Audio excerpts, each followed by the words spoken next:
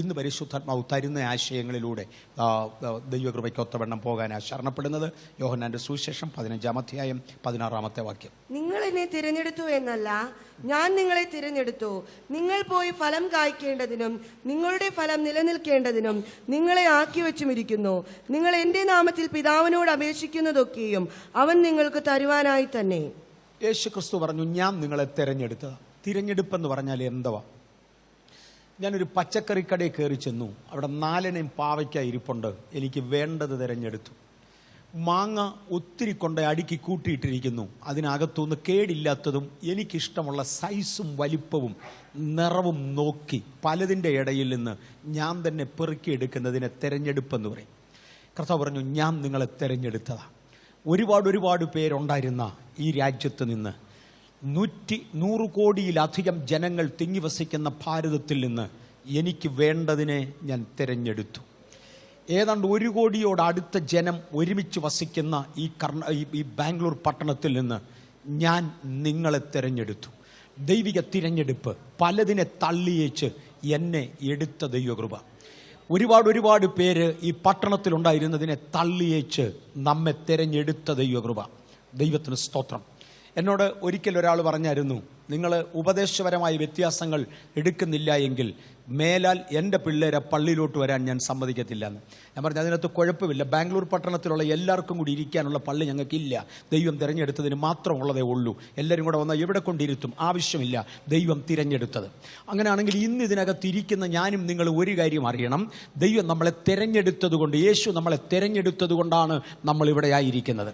ആ വാക്യം ഒന്നുകൂടെ വായിച്ചാട്ടെ. നിങ്ങൾ എന്നെ തിരഞ്ഞെടുത്തതല്ല, ഞാൻ നിങ്ങളെ തിരഞ്ഞെടുത്തു. പിന്നെ നിങ്ങൾ പോയി ഫലം കായ്ക്കേണ്ടതിനും നിങ്ങളുടെ ഫലം നിലനിൽക്കേണ്ടതിനും നിങ്ങളെ ആക്കി വെച്ചുമിരിക്കുന്നു. നിങ്ങളെ ആക്കി വെച്ചു. അടുത്ത വാക്യത്തിലോട്ട് പിന്നെ നമ്മൾ കയറും. ഞാൻ തിരഞ്ഞെടുത്തത് മാത്രമല്ല, ഞാൻ നിങ്ങളെ അപ്പോയിന്റ് ചെയ്യുകയും ചെയ്തു.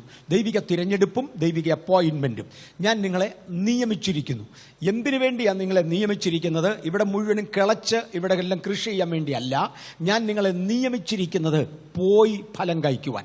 ഇരിക്കുന്ന ഇരിപ്പിലിരുന്ന് ആർക്കും ഫലം കഴിക്കാൻ ചാൻസ് ഇല്ല. എന്നാൽ പോയാൽ നമുക്ക് ഫലം കഴിക്കാൻ കഴിയും. നിങ്ങൾ പോയി ഫലം കഴിക്കേണ്ടതിനും, 2, നിങ്ങളുടെ ഫലം നിലനിൽക്കേണ്ടതിനും. അനേകർക്ക് വരുന്ന ഒരു പെശക്, അവർക്കൊരാരംഭ ശൂരത്വമുണ്ട്. പെട്ടെന്ന് എടുത്തു ചാടും, കുറെ ഫലം കഴിക്കും. ചില ആഴ്ചകൾ കൊണ്ട്, ചില മാസങ്ങൾ കൊണ്ട് ആ ഫലമൊക്കെ അങ്ങ് കുറഞ്ഞു പോകും. പലതിൻ്റെതും അങ്ങ് നിന്നുപോകും, അങ്ങ് പൊഴിഞ്ഞു പോകും. ഞാൻ നിങ്ങളെ നിയമിച്ചിരിക്കുന്നത് നിങ്ങൾ പോയി ഫലം കഴിക്കേണ്ടതിനും, അടുത്തത് നിങ്ങളുടെ ഫലം നിലനിൽക്കേണ്ടതിനും ഞാൻ നിങ്ങളെ നിയമിച്ചിരിക്കുന്നു. അതിനുവേണ്ടി ദൈവം നമ്മളെ തിരഞ്ഞെടുത്ത് നിയമിച്ചെങ്കിൽ നാം പോയിരിക്കും, നാം ഫലം കായ്ച്ചിരിക്കും, നമ്മുടെ ഫലം നിലനിന്നിരിക്കും. നാം അതിൻ്റെ മുമ്പിൽ ഒന്ന് പ്രവർത്തിക്കുമെങ്കിൽ, നാം ഒന്ന് സമർപ്പിക്കുമെങ്കിൽ ദൈവം അതിനുള്ള കൃപ നമുക്ക് തന്നിരിക്കും. 16-ാം വാക്യം കൂടെ വായിച്ചാട്ടെ. നിങ്ങൾ എൻ്റെ നാമത്തിൽ പിതാവിനോട് അപേക്ഷിക്കുന്നത് വായിക്കണമെന്നില്ല. നിങ്ങൾ എൻ്റെ നാമത്തിൽ പിതാവിനോട് അപേക്ഷിക്കുന്നതൊക്കെയും പിതാവ് പുത്രനിൽ മഹത്വീകരിക്കപ്പെടേണ്ടതിന് നിങ്ങൾക്ക് നൽകേണ്ടതിന് നിങ്ങളെ തിരഞ്ഞെടുത്തിരിക്കുന്നു. ഞാനിവിടെ ഇല്ലാത്ത സമയത്ത് പലരും എനിക്ക് ഫോൺ ചെയ്യും, ഇന്ന കാര്യം സാധിക്കണം. ഞാൻ പറയും, ഇന്നാരെ കണ്ടാട്ട് ആ കാര്യം സാധിക്കും. നിങ്ങൾ ഇന്നാരോട് ചോദ്യര്, അക്കാര്യം സാധിക്കും. പാസ്റ്ററോട് സംസാരിച്ചു എന്ന് പറഞ്ഞാട്ടെ. ആൾ എന്ന് നേരെ ഞാൻ ആവശ്യപ്പെട്ട വ്യക്തിയോട് സംസാരിക്കും. പാസ്റ്റർ പറഞ്ഞിട്ടുണ്ട് എന്ന് പറഞ്ഞാൽ അതിൻ്റെ അർത്ഥം അദ്ദേഹത്തിൻ്റെ റിക്വസ്റ്റ് കൊടുത്തിരിക്കും. അതിന് അർഹതയുള്ള ആളാണ്. എൻ്റെ കർത്താവ് പറഞ്ഞു, നിങ്ങൾ എൻ്റെ പിതാവിനോട് യാചിക്കുന്നത് നിങ്ങൾക്ക് ലഭിക്കേണ്ടതിന്, നിങ്ങൾ പ്രാപിച്ചു വരേണ്ടതിന് നിങ്ങളെ നിയമിച്ചിരിക്കുന്നു. അതിനുവേണ്ടി അർഹതയില്ലാത്ത ഒരാളല്ല. ഞാൻ സാധാരണ ഉപയോഗിക്കുന്ന മറ്റൊരു ഉദാഹരണം പറയാം. ഇവിടെ തൊട്ടടുത്ത് ഗവൺമെന്റിന്റെ വക ഒരു ബസ് ഡിപ്പോ ഉണ്ട്. അവിടുന്ന് ഒരു ബസ് എടുത്തുകൊണ്ട് പോകാൻ അർഹനായ ഒരു വ്യക്തി, ഒരു ഡ്രൈവർ അവിടെ ചെന്ന് തൻ്റെ ഷെഡ്യൂളിൽ ഒരു വണ്ടി ഓടേണ്ടതിന് വേണ്ടി ആ വണ്ടി എടുക്കാൻ ചെന്നാൽ അവിടെയുള്ള മുഴുവൻ പേരും തന്നെ അനുവദിക്കും. കാര്യം താൻ അതിനുവേണ്ടി നിയമിക്കപ്പെട്ടവനാണ്, അതിന് ശമ്പളം വാങ്ങിക്കുന്നവനാണ്. പക്ഷെ ഞാൻ അവിടെ ചെന്നൊരു വണ്ടി എടുക്കാൻ ശ്രമിച്ചാൽ വണ്ടി പോയിട്ട് അവിടുന്ന് ഒരു നട്ടോ ബോൾട്ടോ എനിക്ക് കിട്ടത്തില്ല. കാര്യം അത് വാങ്ങിച്ചോളാൻ ഞാൻ നിയമിക്കപ്പെട്ടവനല്ല. എൻ്റെ കർത്താവ് പറഞ്ഞു, ഞാൻ നിങ്ങളെ നിയമിച്ചിരിക്കുകയാണ്. എന്തിനു വേണ്ടി? എൻ്റെ നാമത്തിൽ പിതാവിനോട് അപേക്ഷിക്കുന്നത് പിതാവ് നിങ്ങൾക്ക് നൽകേണ്ടതിന് ഞാൻ നിങ്ങളെ നിയമിച്ചിരിക്കുക. ഇന്ന് പകൽ ഇതിനകത്തിരിക്കുന്ന ദൈവമക്കൾക്ക് പറയാം, 10,000 തള്ളിയേച്ച് എന്നെ തിരഞ്ഞെടുത്തത്. ദൈവത്തിന് സ്തോത്രം. 1000 മാങ്ങകളുടെ നടുവിൽ എനിക്ക് വേണ്ടത് ഞാൻ തിരഞ്ഞെടുക്കുന്നത് പോലെ 10,000 നടുവിൽ, ജനലക്ഷങ്ങളുടെ നടുവിൽ വെച്ച് എൻ്റെ തമ്പുരാന് വേണ്ടതുകൊണ്ട് തമ്പുരാൻ എന്നെ തിരഞ്ഞെടുത്തു. എൻ്റെ നിയമനത്തിനകത്ത് ഞാൻ പോയി ഫലം കായ്ക്കേണ്ടതിന് എന്നെ നിയമിച്ചു. ആകയാൽ എൻ്റെ ഫലം തടയുവാൻ ഭൂമിയിൽ ഒരു ശക്തിക്ക് കഴിയുകയില്ല. ആകാശത്തിലും ഭൂമിയിലും ശക്തികൾ പലതുണ്ടെങ്കിലും എന്റെ ഫലം തടയുവാൻ, അതെ ഇതിനകത്തിരിക്കുന്ന ദൈവ പൈതലേ, താങ്കളുടെ ഫലം തടയുവാൻ കഴിവുള്ള ഒറ്റ ശക്തിയില്ല. സ്വർഗത്തിലും ഭൂമിയിലും സകല അധികാരവുമുള്ള നമ്മുടെ യേശു നമ്മെ നിയമിച്ചതാകയാൽ അത് സംഭവിച്ചിരിക്കും. അത് തടയുവാൻ യാതൊരു ശക്തിയുമില്ല. അത് തടയുന്ന ഒരു ശക്തിയില്ല. അതിനുവേണ്ടി ദൈവം നമ്മെ നിയമിച്ചു. ഞാൻ നിങ്ങളെ നിയമിച്ചിരിക്കുന്നു. അതിനടുത്തപടി നിങ്ങൾ എന്റെ നാമത്തിൽ പിതാവിനോട് ചോദിക്കുന്നതൊക്കെയും പിതാവ് നിങ്ങൾക്ക് നൽകിത്തരേണ്ടതിന് ഞാൻ നിയമിച്ചിരിക്കുന്നു. പ്രാർത്ഥനയിൽ മടുത്തു പോകാതിരിക്കുവാൻ ഈ വാക്കുകൾ നമ്മെ ശക്തീകരിക്കട്ടെ. ഞാൻ താഴോട്ട് ഇറങ്ങാൻ പോവുക. പുതിയ നിയമത്തിൽ നിന്ന് എൻ്റെ ആശയങ്ങൾ കൊണ്ടുവന്ന ശേഷം പഴയ നിയമത്തിൽ നിന്ന് ചില ചരിത്രങ്ങൾ എടുത്ത് ഡെവലപ്പ് ചെയ്യാൻ ഞാൻ ആഗ്രഹിക്കുന്നുണ്ട്. ദൈവം എന്നെ തിരഞ്ഞെടുത്തത് എൻ്റെ പ്രാർത്ഥനയ്ക്ക് മറുപടി ലഭിക്കാനാ. എൻ്റെ പ്രാർത്ഥന നാളുകൾ തടയപ്പെട്ട ശക്തികളുണ്ട്. എൻ്റെ പ്രാർത്ഥന നാളുകൾ തടയപ്പെട്ട അനുഭവങ്ങളുണ്ട്. എന്നാൽ ഇന്ന് പകൽ ഒരു പ്രാവശ്യം കൂടെ കൃപയിൽ ആശ്രയിച്ച് ഞാനും നിങ്ങൾ പറയേണ്ടത്, എന്റെ പ്രാർത്ഥനയ്ക്ക് മറുപടി ദൈവത്തിങ്കിൽ നിന്ന് പ്രാപിക്കുവാൻ കർത്താവിനെ നിയമിച്ചു. എന്റെ പ്രാർത്ഥനയ്ക്ക് മറുപടി ലഭിച്ചിരിക്കും. ഇനി നമുക്ക് കൊരിന്ത്യ ലേഖനം 1 കൊരിന്ത്യർ 1:27 ദയവായി ഒന്ന് വായിക്കാം. 1 കൊരിന്ത്യർ 1:27. ജ്ഞാനികളെ ലജ്ജിപ്പിപ്പാൻ ദൈവം ലോകത്തിൽ ഭോഷത്വമായത് തെരഞ്ഞെടുത്തു. ദൈവത്തിന്റെ തെരഞ്ഞെടുപ്പ് ആദ്യമേ പറഞ്ഞു, ഞാൻ നിങ്ങളെ തെരഞ്ഞെടുത്തു. നമ്മൾ അങ്ങനെ കണ്ടത്, ഞാൻ നിങ്ങളെ തെരഞ്ഞെടുത്തു, നിങ്ങളെ നിയമിച്ചു. ഇനിയും തെരഞ്ഞെടുത്തത് ആരെയൊക്കെയാണ്? ജ്ഞാനികളെ ലജ്ജിപ്പിക്കേണ്ടതിന് ദൈവം ലോകത്തിൽ ഭോഷത്വമായി ഇത് തെരഞ്ഞെടുത്തു. നിങ്ങളെക്കാൾ ജ്ഞാനികൾ ഇല്ലഞ്ഞിട്ടല്ല. ഇതിനകത്ത് നിശ്ചയമായും ജ്ഞാനികളുണ്ട്. ഇതിനകത്ത് നിശ്ചയമായും അറിവുള്ളവരുണ്ട്. ഇതിനകത്ത് വലിയ കഴിവുള്ളവരുണ്ട്. പക്ഷേ നമ്മേക്കാൾ കഴിവുള്ളവർ പുറത്തുണ്ടെന്നുള്ളത് മറക്കരുത്. നമ്മേക്കാൾ കഴിവുള്ളവർ പുറത്തുണ്ട്, നിശ്ചയമായും അത് മറക്കരുത്. നമ്മൾ ഇന്ത്യയിലെ ഒന്നാമന്മാരല്ല. ഇതിനകത്ത് കഴിവുള്ളവരുണ്ട്. പക്ഷേ പലരെ കുറിച്ചും എടുത്താൽ നാം സാമാന്യക്കാരാ. ചിലതിനെ ലജ്ജിപ്പിക്കേണ്ടതിന് അതിനേക്കാൾ താണ ചിലതിനെ തിരഞ്ഞെടുക്കുവാനുണ്ട് ദൈവത്തിന് ഹിതമായി. ഞാനാ തെരഞ്ഞെടുത്തത്. യേശുവിന്റെ വാക്കാണത്, ഞാൻ നിങ്ങളെ തെരഞ്ഞെടുത്തു.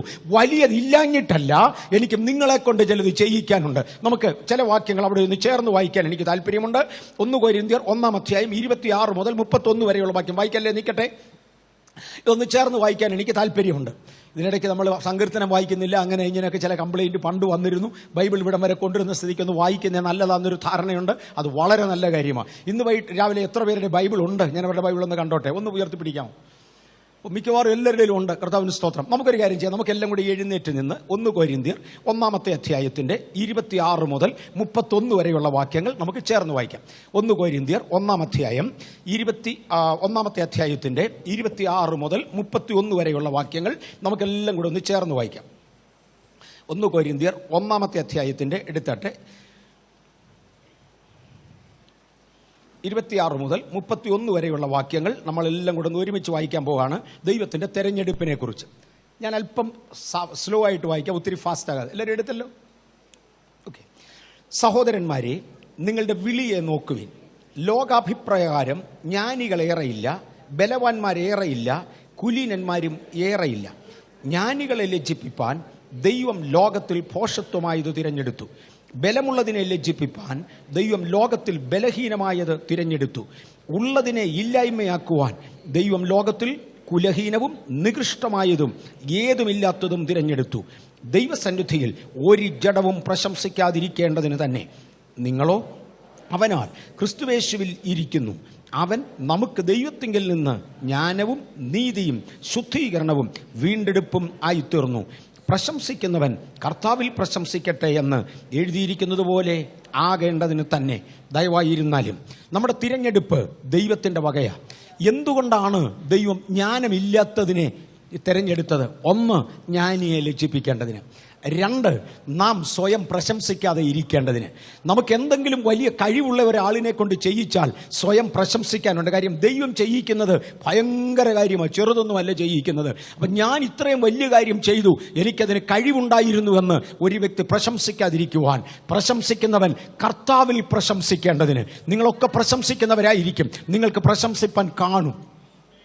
ഞാനൊരു ദൈവദാസൻ എന്ന സ്ഥിതിയിൽ ഈ സ്റ്റേജിൽ നിന്നുകൊണ്ട് ലോകത്തിൽ വിവിധ രാജ്യങ്ങളിൽ ഞങ്ങളെ ശ്രദ്ധിക്കുന്നവരെ എല്ലാവരെയും കേൾക്കെ, എല്ലാവരോടുമായി പ്രസ്താവിക്കട്ടെ, നിങ്ങൾക്ക് പ്രശംസിപ്പാൻ ഉണ്ടായിരിക്കും.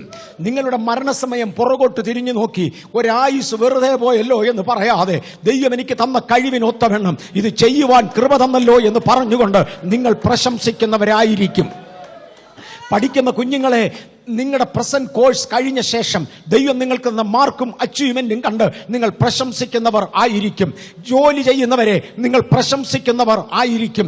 റിസർച്ച് ചെയ്യുന്നവരെ നിങ്ങൾക്ക് റിസൾട്ട് ഉണ്ടായിരിക്കും, നിങ്ങൾ പ്രശംസിക്കുന്നവർ ആയിരിക്കും. പക്ഷെ ആരും അവനവനിൽ പ്രശംസിക്കാതെ ക്രിസ്തുവിൽ പുകഴേണ്ടതിന്, നിങ്ങളുടെ കഴിവുകൾക്കപ്പുറത്ത് ബലവാന്മാരെ ലജ്ജിപ്പിക്കേണ്ടതിന്, ബലഹീനമായതിനെ തിരഞ്ഞെടുത്ത്, ജ്ഞാനികളെ ലജ്ജിപ്പിക്കേണ്ടതിന് പരിജ്ഞാനമില്ലാത്തതിനെ തിരഞ്ഞെടുത്ത് ദൈവത്തിന്റെ കൃപ ധരിപ്പിച്ച് പ്രശംസിക്കുവാൻ, ദൈവത്തിൽ പ്രശംസിക്കുവാൻ നമ്മെ യോഗ്യരാക്കുന്ന ദൈവകൃപയ്ക്കായി എന്റെ കർത്താവിനെ സ്തുതിക്കുകയാണ്. നിങ്ങളാരും ജീവിതത്തിന്റെ അന്ത്യത്തിൽ റിഗ്രറ്റ് ചെയ്യുന്നവരല്ല, പകരം പ്രശംസിക്കുന്നവരായി മാറേണ്ടതിന് ദൈവകരങ്ങളിലേക്ക് ഏൽപ്പിക്കുന്നു. സ്തോത്രം. ന്യൂഡൽഹിയിൽ വെച്ച് എനിക്കൊരു ബ്രദർ ജെയിംസിനെ അറിയാമായിരുന്നു. ജെയിംസ്, അദ്ദേഹത്തിന്റെ ആദ്യത്തെ പേര് എനിക്ക് അറിഞ്ഞുകൂടാ. ഒട്ടും തന്നെ വിദ്യാഭ്യാസമില്ല. 2ാം ക്ലാസ്സോ 3ാം ക്ലാസ്സോ ഏതാണ്ട് തമിഴ്നാട്ടിൽ പഠിച്ചിട്ടുണ്ട് പോലും. That's it. നിങ്ങളുടെ പഴയ പേരെനിക്ക് ഓർമ്മയില്ല. ഒരു ആട്ടിടയനായി അദ്ദേഹം ജോലി ചെയ്തിട്ടുണ്ട് തമിഴ്നാട്ടിൽ. തൻ്റെ മൂക്കയിലും മറ്റും ഒത്തിരി പാടുകളുണ്ട്. ഞങ്ങളോട് പറഞ്ഞത് ആടിനെ തീറ്റാൻ പോയപ്പോൾ പുലി കടിച്ച പാടാണെന്നാണ്. അങ്ങനെ ഞങ്ങളോട് പറഞ്ഞത്. ന്യൂഡൽഹിയിൽ അദ്ദേഹത്തെ ഒരു വീട്ടുവേലയ്ക്ക് നിൽക്കുന്ന പയ്യനായി കൊണ്ടുവന്നു. പക്ഷേ വീട്ടുവേലയ്ക്ക് നിർത്തുന്ന ആ വീട്ടുകാർ വളരെ ക്രൂരരായതുകൊണ്ട് ഒരു ദിവസം ഈ മനുഷ്യൻ ആത്മഹത്യ ചെയ്യാൻ തീരുമാനിച്ചു. അങ്ങനെ അന്ന് സപ്തർജങ്ങിനടുത്തൂടെ പോകുന്ന ഒരു ലെവൽ ക്രോസിങ്ങിൽ ഒരുപാട് വാഹനങ്ങൾ ലെവൽ ക്രോസ് അടയ്ക്കുമ്പോൾ വന്ന് നിൽക്കും. ലെവൽ ക്രോസിങ്ങിൽ ആത്മഹത്യയ്ക്ക് വേണ്ടി തയ്യാറായി വന്നു നിന്നു. ഒരു കീറിയ നിക്കറും ഉടുപ്പുമായിരുന്നു അദ്ദേഹത്തിൻ്റെ ആകവേഷം. കീറിയ നിക്കറും കീറിയ ഉടുപ്പുമായിരുന്നു ആകവേഷം. കയ്യിൽ മറ്റ് യാതൊന്നുമില്ല. ട്രെയിൻ എരമ്പിപ്പാഞ്ഞു വരികയും ഇദ്ദേഹം ട്രെയിനിൻ്റെ മുമ്പിലോട്ട് ചാടുകയും കൂടി ഒരുപോലായിരുന്നു. പക്ഷെ ഒരു മലയാളിയായ സഹോദരൻ TK ജോർജ് കുട്ടി, ഇന്ന് അദ്ദേഹം സിറാക്കൂസ് അമേരിക്കയിലുണ്ട്. TK ജോർജ് കുട്ടി ചാടി ഇവൻ്റെ കോളറിന് പിടിക്കുകയും വലിച്ച് ഇങ്ങപ്പുറത്തോട്ട് ഇടുകയും ചെയ്തു. ട്രെയിനിൻ്റെ മുമ്പിൽ ചാടിയ മനുഷ്യനെ വലിച്ച് ഇപ്പുറത്തിട്ടു. ജോർജ് കുട്ടിച്ചാന് എന്നേക്കാൾ 4-5 വയസ്സോടെ മൂത്തതായിരിക്കും. ജോർജ് കുട്ടിച്ചാന് ഇങ്ങനെ ഒരു ആത്മഹത്യയിൽ നിന്ന് ഒരുവനെ രക്ഷിച്ച സാഹചര്യത്തിൽ വിട്ടേച്ചുവാൻ ഒരു പ്രയാസം. അവൻ അടുത്ത ട്രെയിനിൻ്റെ മുന്നേ ചാടാൻ സാധ്യതയുണ്ട്. എവിടെ കൊണ്ടുപോകും? അദ്ദേഹത്തിന് കൊണ്ട് താമസിപ്പിക്കാൻ വീടില്ല. അതുകൊണ്ട് നേരെ ഒരു മീറ്റിങ്ങിന് പോകായിരുന്നു. ആ മീറ്റിംഗ് സ്ഥലത്ത് ആ പാസ്റ്ററുടെ കയ്യിൽ കൊണ്ട് ഏൽപ്പിച്ചു. പാസ്റ്റർ പറഞ്ഞ ആത്മഹത്യ ചെയ്യാൻ തയ്യാറായി ഒരുത്തിനെ എൻ്റെ കൊണ്ട് തന്ന് എൻ്റെ വീട്ടിൽ വെച്ച് ആത്മഹത്യ ചെയ്താൽ ഇതിനേക്കാൾ ബുദ്ധിമുട്ടായി തീരും. ഇത്രയും ഒന്നിനെ അക്കോമഡേറ്റ് ചെയ്യാൻ എനിക്കൊക്കത്തില്ല. പക്ഷേ ആളുകളെല്ലാം കൂടെ പറഞ്ഞ് നോക്കിയേ പറ്റൂ, പോലീസിൽ ഏൽപ്പിക്കേണ്ട, ഇവനെ നോക്കിയേ പറ്റൂ. അങ്ങനെ ഇദ്ദേഹത്തെ കൊണ്ടുവന്ന് ഒരു മുറിക്കകത്താക്കി. നടന്ന ചരിത്രങ്ങളിലോട്ട് ഞാൻ ഇറങ്ങുക. ഒരു മുറിക്കകത്ത് കൊണ്ടുവന്നാക്കി. തമിഴല്ലാതെ മറ്റൊരു ഭാഷ അദ്ദേഹം ഉപയോഗിക്കത്തില്ല. ആ മുറിക്കകത്ത് രാത്രിയിൽ ഫാനെ കെട്ടി തൂങ്ങിയാൽ എന്തു ചെയ്യും? അതുകൊണ്ട് കെട്ടിത്തൂങ്ങാൻ യാതൊരു സാധ്യതയും ഇല്ലാത്തതുപോലെ ഒരു ബെഡ്ഷീറ്റ് പോലും കൊടുക്കാതെ വെറും തറയിൽ മാത്രം ആളിനെ അത്യാവശ്യത്തിന് അവൻ ഇട്ടിരുന്ന വസ്ത്രവുമായിട്ട്, അതേ കെട്ടാനൊന്നും നോക്കത്തില്ല, അവൻ ഇട്ടിരുന്ന വസ്ത്രവുമായി മാത്രം ആക്കി. ഒരു ലൈറ്റ് ഓൺ ചെയ്തു കൊടുത്തു. അവൻ ഉറക്കം വരുന്നില്ല. രാത്രി കിടന്ന് കരയാൻ തുടങ്ങി. വീടെല്ലാം കൂടെ ഇടിഞ്ഞു വീണാൽ ഞാൻ എന്ത് ചെയ്യും? എനിക്ക് പോകണമെന്നായി അവന്. ഒക്കത്തില്ല. ഒരു വായിച്ചോളാൻ പറഞ്ഞ് അദ്ദേഹം ഒരു കീറിയ ബൈബിൾ, തമിഴ് ബൈബിൾ അവിടെ ഉണ്ടായിരുന്നു, ആ ബൈബിൾ എടുത്ത് ഇട്ടു കൊടുത്തു. നീ വായിച്ചുകൊണ്ട് കിടന്ന് ഉറങ്ങിക്കോളാൻ പറഞ്ഞു. രാത്രി 1 മണിക്കൂർ കഴിഞ്ഞപ്പോൾ ഭയങ്കര ശബ്ദത്തിൽ ഇവൻ വിളിക്കാനും കൂവാനും തുടങ്ങി. അയ്യോ പാസ് എന്ന് കഥവ് തുറന്നു വെക്കുമ്പോൾ എന്നാന്ന് വെച്ചാൽ പറഞ്ഞാൽ കംപ്ലീറ്റ് കാര്യം മനസ്സിലായെന്ന് പറഞ്ഞു.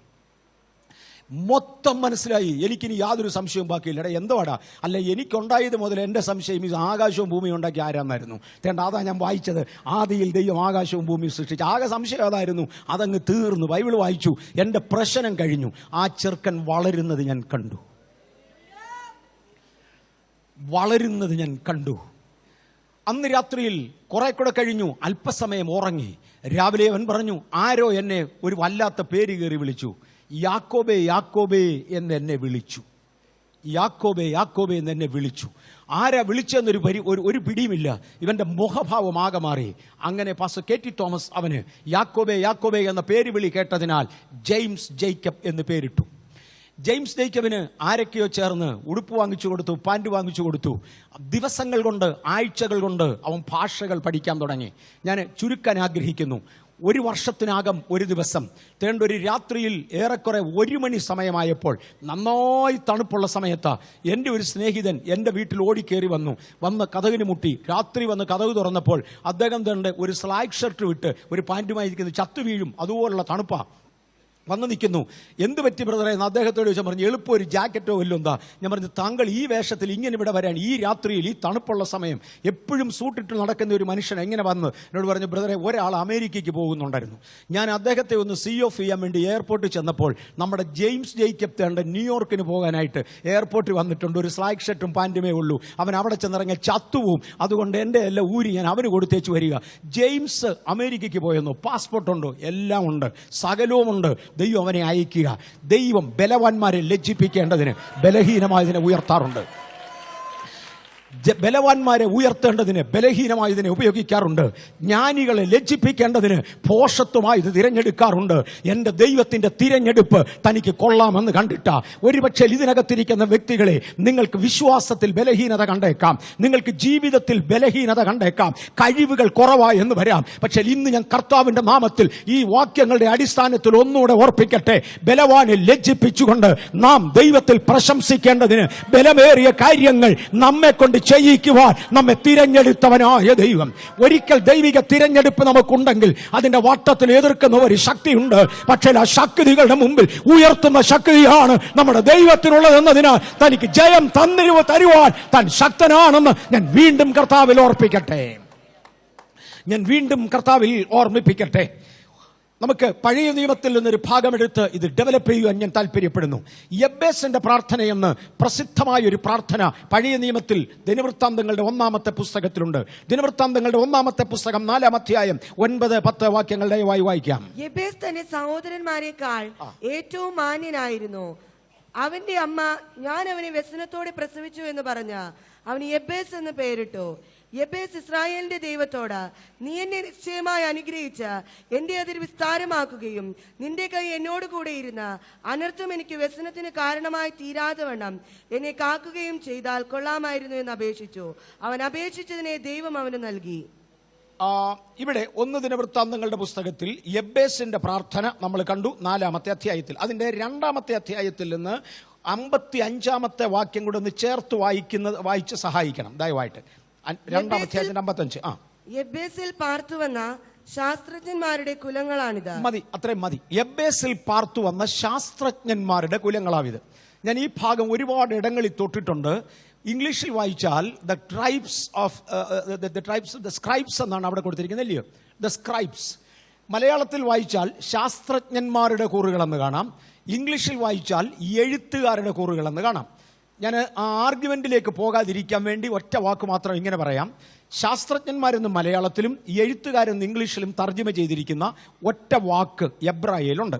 ആ വാക്കിന് അനേക അർത്ഥങ്ങളുള്ളതിൽ ഒരർത്ഥം മലയാളത്തിൽ തർജ്ജമ ചെയ്തു, വേറൊരർത്ഥം ഇംഗ്ലീഷിൽ തർജ്ജമ ചെയ്തു എന്ന് മാത്രമേ ഉള്ളൂ. എബ്രായ ഭാഷയിൽ അതിന് ഉപയോഗിച്ചിരിക്കുന്ന വാക്കിന്റെ വ്യത്യസ്ത അർത്ഥങ്ങൾ: 1, ഏറ്റവും നല്ല ഗണിതശാസ്ത്രജ്ഞന്മാർ, അവിടുന്ന് മലയാളത്തിൽ തർജ്ജമ ചെയ്തത്. 2, ഏറ്റവും നല്ല എഴുത്തുകാർ, അവിടുന്നാണ് ഇംഗ്ലീഷിലേക്ക് തർജ്ജമ ചെയ്തത്. 3, ഏറ്റവും നല്ല പാട്ടുകാർ, അതെങ്ങും തർജ്ജമ ചെയ്തില്ല. 4, ഏറ്റവും നല്ല കമ്പോസേഴ്സ്, പാട്ട് എഴുതുന്നവർ എന്നിങ്ങനെ. ചുരുക്കി പറഞ്ഞാൽ ആ തലമുറയിലെ ഏറ്റവും 1-ാം തരം ആളുകൾക്ക് കൊള്ളാവുന്ന ഒരു പട്ടണം ഉണ്ടായിരുന്നു. അത് യബ്ബേസിന്റെ പേരിലായിരുന്നു. എനിക്ക് 2-ാമത്തെ അധ്യായത്തിൽ നിന്ന് യബ്ബേസ് എന്ന പട്ടണത്തെക്കുറിച്ച് മാത്രം പറയാനാണ് ഞാൻ വന്നത്, വാക്കുകൾ വിശദീകരിക്കാനല്ല ഞാൻ വന്നത്. യബ്ബേസിൽ പാർത്തുവന്ന ശാസ്ത്രജ്ഞന്മാരുടെ കൂറുകൾ, ആ തലമുറയിൽ പാർത്തുവന്ന ഏറ്റവും വലിയവർക്ക്, നല്ലവർക്ക് ഒരുമിച്ച് പാർക്കുവാനുള്ള ഒരു പട്ടണം ഈ മനുഷ്യന്റെ പേരിൽ ഉണ്ടായിരുന്നു. യബ്ബേസ് തന്റെ സഹോദരന്മാരെക്കാൾ ഏറ്റവും മാന്യനായി മാറി. ഞാൻ ഒരു പദത്തും കൂടെ താഴോട്ട് ഇറങ്ങി വരാൻ താല്പര്യപ്പെടുന്നു. മദ്രാസിൽ ഒരിക്കൽ ഞാൻ ഒരു സ്ഥലം പോയി കാണുമ്പോൾ ഒരാൾ എന്നെ അദ്ദേഹം ഡെവലപ്പ് ചെയ്ത ഒരു കോളനി കൊണ്ട് കാണിച്ചു. മദ്രാസിലെ വലിയവരിൽ ഒരുത്തനായി അദ്ദേഹത്തെ വളർത്തിയത് ആ കോളനിയാണ്. വെറും സ്ലം ആയിരുന്ന ഒരു സ്ഥലം. ഒത്തിരി കാലങ്ങൾക്ക് മുമ്പേ പണ്ട് ബാംഗ്ലൂരിൽ ആളുകൾ വന്ന് ഇവിടുത്തെ സ്ലമ്മുകളും വില കുറഞ്ഞ ഏരിയയും വിലയ്ക്ക് വാങ്ങി ഡെവലപ്പ് ചെയ്തതുപോലെ തമിഴ്നാട്ടിൽ മദ്രാസിലുള്ള ഒരു സ്ലം ഒരാൾ തീരെ കുറഞ്ഞ വിലയ്ക്ക് എടുത്ത്, ഒരു സാധാരണക്കാരനായ മനുഷ്യൻ എടുത്ത് അവിടെ ഒന്ന് ഡെവലപ്പ് ചെയ്ത് അവിടെ ഒരു വലിയ ബംഗ്ലാവ് അങ്ങുണ്ടാക്കി. ആ ബംഗ്ലാവിന്റെ പ്രത്യേകത ടെലിഫോൺ കണക്ഷൻ വരെ ഉണ്ട്. ഇന്ന് എല്ലാവരുടെയും കയ്യിലും പോക്കറ്റിലും ഫോണുണ്ട്. അന്ന് കാലത്ത് അപേക്ഷിച്ച് വർഷങ്ങൾ കഴിഞ്ഞാൽ ഒരു വീട്ടിലേക്ക് ഒരു ഫോൺ കിട്ടാത്ത കാലമാണ്. വലിയ ബംഗ്ലാവുകൾ ഉണ്ടാക്കി അതിനകത്ത് ഫോൺ കണക്ഷൻ ഉൾപ്പെടെ എടുത്തു. എന്നിട്ട് അത് ആർക്കൊക്കെ അദ്ദേഹം കൊടുക്കുന്നത്: 1, ഷിപ്സിന്റെ ക്യാപ്റ്റൻസ്; 2 പ്ലെയിനിന്റെ ക്യാപ്റ്റൻസ് ആ ലെവലിലുള്ളവർക്ക് മാത്രമേ അത് ആ ഒരു ബംഗ്ലാവിൽ നിന്ന് അല്ലെങ്കിൽ അതിനകത്തുനിന്ന് വീടുകൾ കൊടുക്കത്തുള്ളൂ. ആ ഏരിയ അങ്ങോട്ട് ഡെവലപ്പ് ചെയ്തു. പക്ഷേ അങ്ങനെയുള്ളവർക്ക് താമസിക്കത്തക്ക സകല ഫെസിലിറ്റിയും അതിനകത്ത് അദ്ദേഹം ഒരുമിച്ചുണ്ടാക്കി. അല്ലെങ്കിൽ ഇങ്ങനെയുള്ള ആളുകൾ വരത്തില്ല. ഇതുപോലെ യബ്ബേസ് ചെയ്ത ഒന്ന്, തലമുറയിൽ ജീവനോടിരിക്കുന്ന വലിയവർക്ക് താമസിക്കുവാൻ കൊള്ളാവുന്ന സകല ഫെസിലിറ്റിയോടും കൂടെ അദ്ദേഹത്തിന്റെ പേരിൽ ഒരു പട്ടണം താൻ പണിതിരുന്നു. ഒരു പട്ടണം പണിയുവാൻ ഒരാളിന് കാഴ്ചപ്പാട് ലഭിക്കുക എന്നുള്ളത് ഒരു വലിയ കാര്യമാണ്. ഇതൊരു ഇൻട്രഡക്ഷനായിട്ട് പറഞ്ഞെങ്കിലേ യബ്ബേസിനെ മനസ്സിലാകത്തുള്ളൂ. അതുകൊണ്ടാണ് ഞാൻ ഇവിടെ വരെ പോകുന്നത്. തിരുവനന്തപുരം പട്ടണത്തിൽ നിന്ന് ഒരിക്കൽ ഒരു കുട്ടി, ഒരു കൊച്ചൻ എനിക്കൊരു എഴുത്തെഴുതിയിരുന്നു. അദ്ദേഹം എൻ്റെ പേർക്ക് എഴുതിയിരുന്ന, പാസ്റ്ററെ, എനിക്ക് 18 വയസ്സ് പ്രായമുണ്ട്. ഞാൻ സ്നാനപ്പെട്ട കാരണത്താൽ എൻ്റെ വീട്ടിൽ നിന്ന് എൻ്റെ മാതാപിതാക്കൾ എന്നെ ഇറക്കി വിട്ടു. എന്നെ ഇപ്പം താമസിപ്പിച്ചിരിക്കുന്നത് എൻ്റെ ഒരു സ്നേഹിതനാണ്. ഞാൻ ഒരു തീരുമാനം ദൈവസന്നിധിയിൽ എടുത്തു. അത് നിറവേറാൻ പാസ്റ്ററോട് എനിക്ക് വേണ്ടി പ്രാർത്ഥിക്കണം. ദൈവം എനിക്ക് ആയുസ് തന്നാൽ ഞാൻ വളരുമ്പോൾ ഞാനൊരു വലിയ 2 നില കെട്ടിടം പണി. അതിൻ്റെ താഴത്തെ നില വാർത്ത് അതിൻ്റെ മേളിൽ 2ാമതൊരു നിലയുണ്ടാക്കും. മേളിലത്തെ നില ആസ്ബറ്റോസ് ആയിരിക്കും. താഴത്തെ നിലയിൽ ഞാൻ താമസിക്കും. ചെറുക്കന് 18 വയസ്സേ ഉള്ളൂ. അവൻ്റെ താല്പര്യങ്ങൾ പോകാം. താഴത്തെ നിലയിൽ ഞാൻ താമസിക്കും. മേളിലത്തെ നിലയിൽ 4 വീടുകൾ കാണും. എന്നെപ്പോലെ സ്നാനപ്പെട്ട കാരണത്താൽ വീടുകളിൽ നിന്ന് ഇറക്കി വിടപ്പെട്ടവരെ ഞാൻ ആ മേളിലത്തെ നിലയിൽ താമസിപ്പിക്കും. അവൻ്റെ കാഴ്ചപ്പാടിൻ്റെ ഏറ്റവും വലിപ്പം ആസ്ബറ്റോസ് ഷീറ്റിട്ട ഒരു റൂഫിൻ്റെ കീഴിൽ അദ്ദേഹത്തെ പോലെ ഇറക്കി വിടപ്പെട്ട 4 പേരെ താമസിപ്പിക്കാനുള്ള കാഴ്ചപ്പാടേ അവനുള്ളൂ. കേരളത്തിൻ്റെ ഗവൺമെന്റിന് കാഴ്ചപ്പാട് വർദ്ധിച്ചാൽ ഒരു മുറിയും കിച്ചനുമുള്ള ഒരു 1,00,000 വീട് വെക്കാനേ അവർക്കൊരു കാഴ്ചപ്പാട് വരത്തുള്ളൂ. അതിൻ്റെ മേളിൽ പോകത്തില്ല. എനിക്ക് അല്ലെ പെന്തക്കോസ്തൽ സഭകൾക്ക് ഒരു വലിയ കാഴ്ചപ്പാടുണ്ടായാൽ കുറെ സമൂഹ വിവാഹങ്ങൾ 5,000 രൂപ ചെലവിൽ നടത്താൻ അവർ മുന്നോട്ട് വരും. അതിനപ്പുറത്തോട്ട് വരത്തില്ല. സാധാരണക്കാരൻ്റെ കാഴ്ചപ്പാടുകൾ ഈ ചെറുതിനകത്ത് ഒതുങ്ങി നിൽക്കുമ്പോൾ യബ്ബേസിന്റെ കാഴ്ചപ്പാട്, ഞാൻ പണിയുന്നെങ്കിൽ ഒരു വീടല്ല, ഞാൻ ഒരു പട്ടണം പണിയും. 2, ആ പട്ടണത്തിൽ പാർപ്പിക്കുന്നത് ഇതുവഴി തെണ്ടി നടക്കുന്ന കുറെ പേരെയല്ല, എൻ്റെ തലമുറയിൽ ഏറ്റവും യോഗ്യന്മാരായ എഴുത്തുകാരെയും പാട്ടുകാരന്മാരെയും കലാകാരന്മാരെയും ശാസ്ത്രജ്ഞന്മാരെയും പാർപ്പിക്കത്തക്കവണ്ണം സകല സംവിധാനങ്ങളോടും കൂടിയ ഒരു വലിയ കെട്ടിടം ഞാൻ ഉണ്ടാക്കും. ഒരു വലിയ പട്ടണം ഞാൻ ഉണ്ടാക്കും. അല്ലയോ സഹോദര യബ്ബേസേ, അങ്ങയുടെ ബാക്ക്ഗ്രൗണ്ട് എന്തുവാ, ക്വാളിറ്റി എന്തുവാ? എൻ്റെ ജനന സമയത്ത് അമ്മയ്ക്ക് വേദന വർദ്ധിച്ചതിനാൽ അമ്മ ശപിച്ചു വിട്ട നാശപുത്രൻ എന്നർത്ഥം പറയാവുന്ന, അല്ല, ദുഃഖപുത്രൻ എന്നർത്ഥം വരുന്ന യബ്ബേസ് എന്ന അമ്മ പേരിട്ട് വിട്ടതാ എൻ്റെ ബാക്ക്ഗ്രൗണ്ട്. ഇന്ന് പകൽ ബലഹീനമായതിനെ കർത്താവ് തിരഞ്ഞെടുക്കാൻ കാര്യം ബലവാന്മാരെ ലജ്ജിപ്പിക്കേണ്ടതിനാണ്. ബലഹീനമായ യബ്ബേസിനെ തിരഞ്ഞെടുത്തു. യബ്ബേസും ദൈവവും തമ്മിലുള്ള ഇടപെടലും ബന്ധവുമൊക്കെയാണ് ഞാൻ ഇങ്ങോട്ട് ഡെവലപ്പ് ചെയ്യാൻ താല്പര്യപ്പെടുന്നത്. യബ്ബേസിന്റെ പ്രത്യേകത, അദ്ദേഹത്തിന്റെ അമ്മ അദ്ദേഹത്തെ ശപിച്ചു വിട്ടു. ഞാൻ ഇതിനു മുമ്പ് ഇതിവിടെ എടുത്തിട്ടുണ്ട്. അന്ന് ഞാൻ പറഞ്ഞ പദം ഓർമ്മയുണ്ട്. പേരിടാൻ അറിയാൻ വയ്യാത്ത അമ്മ ഒരു ശപിക്കപ്പെട്ട പേര് ഈ കൊച്ചൻ ഇട്ടുവിട്ടു. അവനങ്ങ് ശാപഗ്രസ്തനായി മാറ്റി. അമ്മയുടെ കുഞ്ഞിന്റെ ജനനത്തിങ്കിൽ അമ്മയ്ക്ക് വേദന എടുത്തതിന് കുഞ്ഞ് ഉത്തരവാദിയല്ല എന്ന് തിരിച്ചറിയാൻ കഴിവില്ലാതെ പോയ അമ്മ, കുഞ്ഞിന് പേരിടുവാൻ അറിയാൻ വയ്യാതെ പോയ അമ്മ, ശാപത്തിന്റെ അർത്ഥം കലർന്ന ഒരു വല്ലാത്ത പേര്, ദുഃഖപുത്രൻ എന്നർത്ഥം വരുന്ന യബ്ബേസ് എന്ന പേര്, ദുഃഖത്തിന്റെ പേരിട്ട് വിട്ട കൊച്ചൻ ഒന്ന് വളർന്നു കഴിഞ്ഞപ്പോൾ അവന് മനസ്സിലായി സംഗതി ശരിയാകുകയില്ല, ഞാൻ ശപിക്കപ്പെട്ടു പോയി. ചിലർ വളർന്നു കഴിയുമ്പോൾ അവരുടെ പേരിനെ കുറിച്ച് അവർക്ക് ബുദ്ധിമുട്ടുണ്ടാകുന്നത്. പാസ്റ്റർ ടി പി വർഗീസ് അവർ നമ്മുടെ ചർച്ചിലിരുന്ന പണ്ടൊരു കാലത്ത് 1983-84 അദ്ദേഹം ഒരു സംഭവം പറഞ്ഞു. മാതാപിതാക്കളുടെ പേരിൻ്റെ ആദ്യത്തെ അക്ഷരം ചേർത്ത് കുഞ്ഞുങ്ങൾക്ക് പേരിടുന്ന ഒരു പതിവ് ആ ദിവസങ്ങളിൽ, ആ കാലങ്ങളിൽ പതിവായിരുന്നു. ഇവിടെ ആ ഏജ് ഗ്രൂപ്പിലുള്ള ഒത്തിരി പേർക്ക് അങ്ങനത്തെ പേര് കാണും. അപ്പൻ്റെ പേരിൻ്റെ ഒരു അക്ഷരവും അമ്മയുടെ പേരിൻ്റെ ഒരക്ഷരവും കൂടെ ചേർത്തായിരിക്കും കുഞ്ഞിന് പേരിടുന്നത്. അങ്ങനെ മത്തായിക്കും ഷേർലിക്കും ഉണ്ടായ കുഞ്ഞിനെ മഷി എന്ന് പേരിട്ട് വിട്ട സംഭവം. പക്ഷേ ഇവൻ 1ാം ക്ലാസ്സിൽ ചേർന്നപ്പോഴാണ് ഇവൻ്റെ പേര് പെശകാന്ന് അവന് മനസ്സിലായത്. അവൻ സ്കൂളിൽ പോകാൻ റെഡിയല്ല. കാര്യം ആളുകളെല്ലാം അവനെ അവൻ്റെ പേരിലാണ് വിളിക്കുന്നത്. അവൻ്റെ പേര് ശരിയല്ലെന്നുള്ളത് അവൻ അന്ന് മനസ്സിലായി. പേരിടാൻ അറിയാൻ വയ്യാത്ത മാതാപിതാക്കൾ ആർക്കെങ്കിലും ഒരാൾക്ക് ഇട്ട പേര് പക്ഷെ ഇട്ടുപോയതാ അവൻ്റെ തലയിൽ കെട്ടിവെച്ചതാ. ഇതുപോലെ യബ്ബേസിന് ഒരു വല്ലാത്ത പേരുണ്ട്. ഇന്നിതിനകത്തിരിക്കുന്ന ചിലർക്ക് ലോകമിട്ട പേരോ, നിങ്ങളുടെ സ്വഭാവം കൊണ്ട് വന്ന പേരോ, അമ്മയപ്പന്മാർ പറഞ്ഞ പേരോ, ശാപത്തിന്റെ പദമായി ഉച്ചരിച്ചതോ ഇന്ന് പലയിൽ തലയെ കെട്ടിവെച്ചിട്ടുണ്ടെങ്കിൽ ആ പേര് അഴിക്കാൻ കഴിയുന്ന 2ാമതൊരാളുമായി ഇന്നൊന്ന് പരിചയപ്പെടുത്താൻ പോകുകയാണ്. ആ പേര് അഴിക്കുവാൻ കഴിവുള്ള ഒരാളുമായി ഇന്ന് പകൽക്കാലം ഒന്ന് പരിചയപ്പെടുത്താൻ പോകുകയാണ്. എബ്ബേസ് ആ വ്യക്തിയെ കണ്ടുപിടിച്ചു. എബ്ബേസ് ഇസ്രായേലിന്റെ ദൈവത്തിന്റെ അടുക്കൽ ചെന്ന് ഒരു പ്രാർത്ഥന പ്രാർത്ഥിച്ചു. എന്റെ പേരാകപ്പാടെ പെശക ദൈവമേ, ഞാൻ കുലഹീനനാണ്, ഞാൻ നികൃഷ്ടനാണ്, ഞാൻ കഴിവില്ലാത്തവനാണ്, എന്റെ സഹോദരന്മാരെക്കാൾ ഏറ്റവും താഴെ എന്റെ അമ്മ എന്നെ ചവിട്ടി താഴ്ത്ത് എനിക്കൊരു റോങ് പേരിട്ട് വിട്ടിരിക്കുക. ആ പേരിലാണ് എന്നെ അറിയപ്പെടുന്നത്. ഈ വീട്ടിലെ ഗുണം പിടിക്കാത്തവൻ, ഈ വീട്ടിലെ നന്നാകാത്തവൾ, ഈ വീട്ടിലെ ശല്യക്കാരൻ, ഈ വീട്ടിലെ ശല്യക്കാരി, ഇതൊക്കെയാണോ ലോകം വിളിച്ച പേര്? ഇന്ന് പകൽ ഇസ്രായേലിന്റെ ദൈവത്തിന് പേര് മാറ്റി തിരുത്തുവാൻ കഴിയുമെന്ന് ഞാൻ കർത്താവിന്റെ നാമത്തിൽ എടുത്തു പറയട്ടെ. ഈ വീട്ടിലെ ബ്ലാക്ക് ഷീപ്പാണ് നീ. ആ പദം എന്തോ പരിശുദ്ധാത്മാവ് വീണ്ടും ഓർപ്പിക്കുന്നു. ഈ വീട്ടിലെ ബ്ലാക്ക് ഷീപ്പാണ് നീ, ഈ ഓഫീസിലെ ബ്ലാക്ക് ഷീപ്പാണ് നീ എന്ന് മറ്റൊരുത്തൻ പേരിട്ട് വിട്ടെങ്കിൽ ഇന്ന് പകൽക്കാലം പേരഴിക്കുവാൻ കഴിയുന്ന, ഇന്ന് പകൽക്കാലം പേര് തിരുത്തുവാൻ കഴിയുന്ന, സ്വർഗത്തിലും ഭൂമിയിലുമുള്ള സകല കുടുംബത്തിനും പേര് വരുവാൻ കാരണമായ നസ്രായന്റെ നാമത്തില് ഇന്ന് പകൽ അതിനകത്തുനിന്ന് ഒരു വ്യത്യാസം. കർത്താവ് പറഞ്ഞു, ഞാൻ നിങ്ങളെ തെരഞ്ഞെടുത്തതാ, പേര് അറിഞ്ഞുകൊണ്ട് തെരഞ്ഞെടുത്തതാ. താങ്കളെ വിളിക്കുന്ന പേര് എബ്ബേസ് എന്ന് അറിഞ്ഞും കൊണ്ട്, അമ്മയുടെ വേദനയിൽ നിന്ന് വന്ന പേരുകളെ അറിഞ്ഞും കൊണ്ടാണ് ഞാൻ വിളിക്കുന്നത്. ഞാൻ നിങ്ങളെ തെരഞ്ഞെടുക്കുകയാണ്. എന്തിനു വേണ്ടി? നിങ്ങൾ പോയി ഫലം കായ്ക്കുവാൻ, ശൂന്യതയിലേക്ക് പോകുവാനല്ല, നിന്റെ പേര് പോലെ നിനക്കാകട്ടെന്ന് പറയാനല്ല, വന്നതിലെ പോന്ന് പറയാനല്ല. ഇന്ന് പകൽക്കാലം വഴിതിരിച്ചു വിടുവാൻ, ഫലവത്താക്കി മാറ്റുവാൻ എന്റെ തമ്പുരാൻ ആഗ്രഹിക്കുകയാണ്. ഞാൻ നിങ്ങളെ തിരഞ്ഞെടുത്തു, പോയി ഫലം കായ്ക്കുവാൻ. ഹല്ലേലൂയ. നിങ്ങളുടെ ഫലം നിലനിൽക്കുവാൻ. പുതുതായി സ്കൂൾ തുറക്കുമ്പോൾ കുഞ്ഞുങ്ങളൊക്കെ പുസ്തകങ്ങൾ വാങ്ങിച്ച് നന്നായി പൊതിയും. ഞാനും പൊതിഞ്ഞിരുന്നു. ഒരാഴ്ച വരെയൊക്കെ പൊതി നിൽക്കും, പിന്നങ്ങ് പോവും. ഫലം കായ്ച്ചു തുടങ്ങുന്നവർ നന്നായി പലതും ചെയ്തു തുടങ്ങും, പിന്നങ്ങ് പൊഴിഞ്ഞു പോവും. ആദ്യത്തെ ദിവസം സ്കൂളിൽ പോകുമ്പോൾ വളരെ ഫ്രഷായി പോകും, പിന്നെ ഒത്തതുപോലെ പോകും.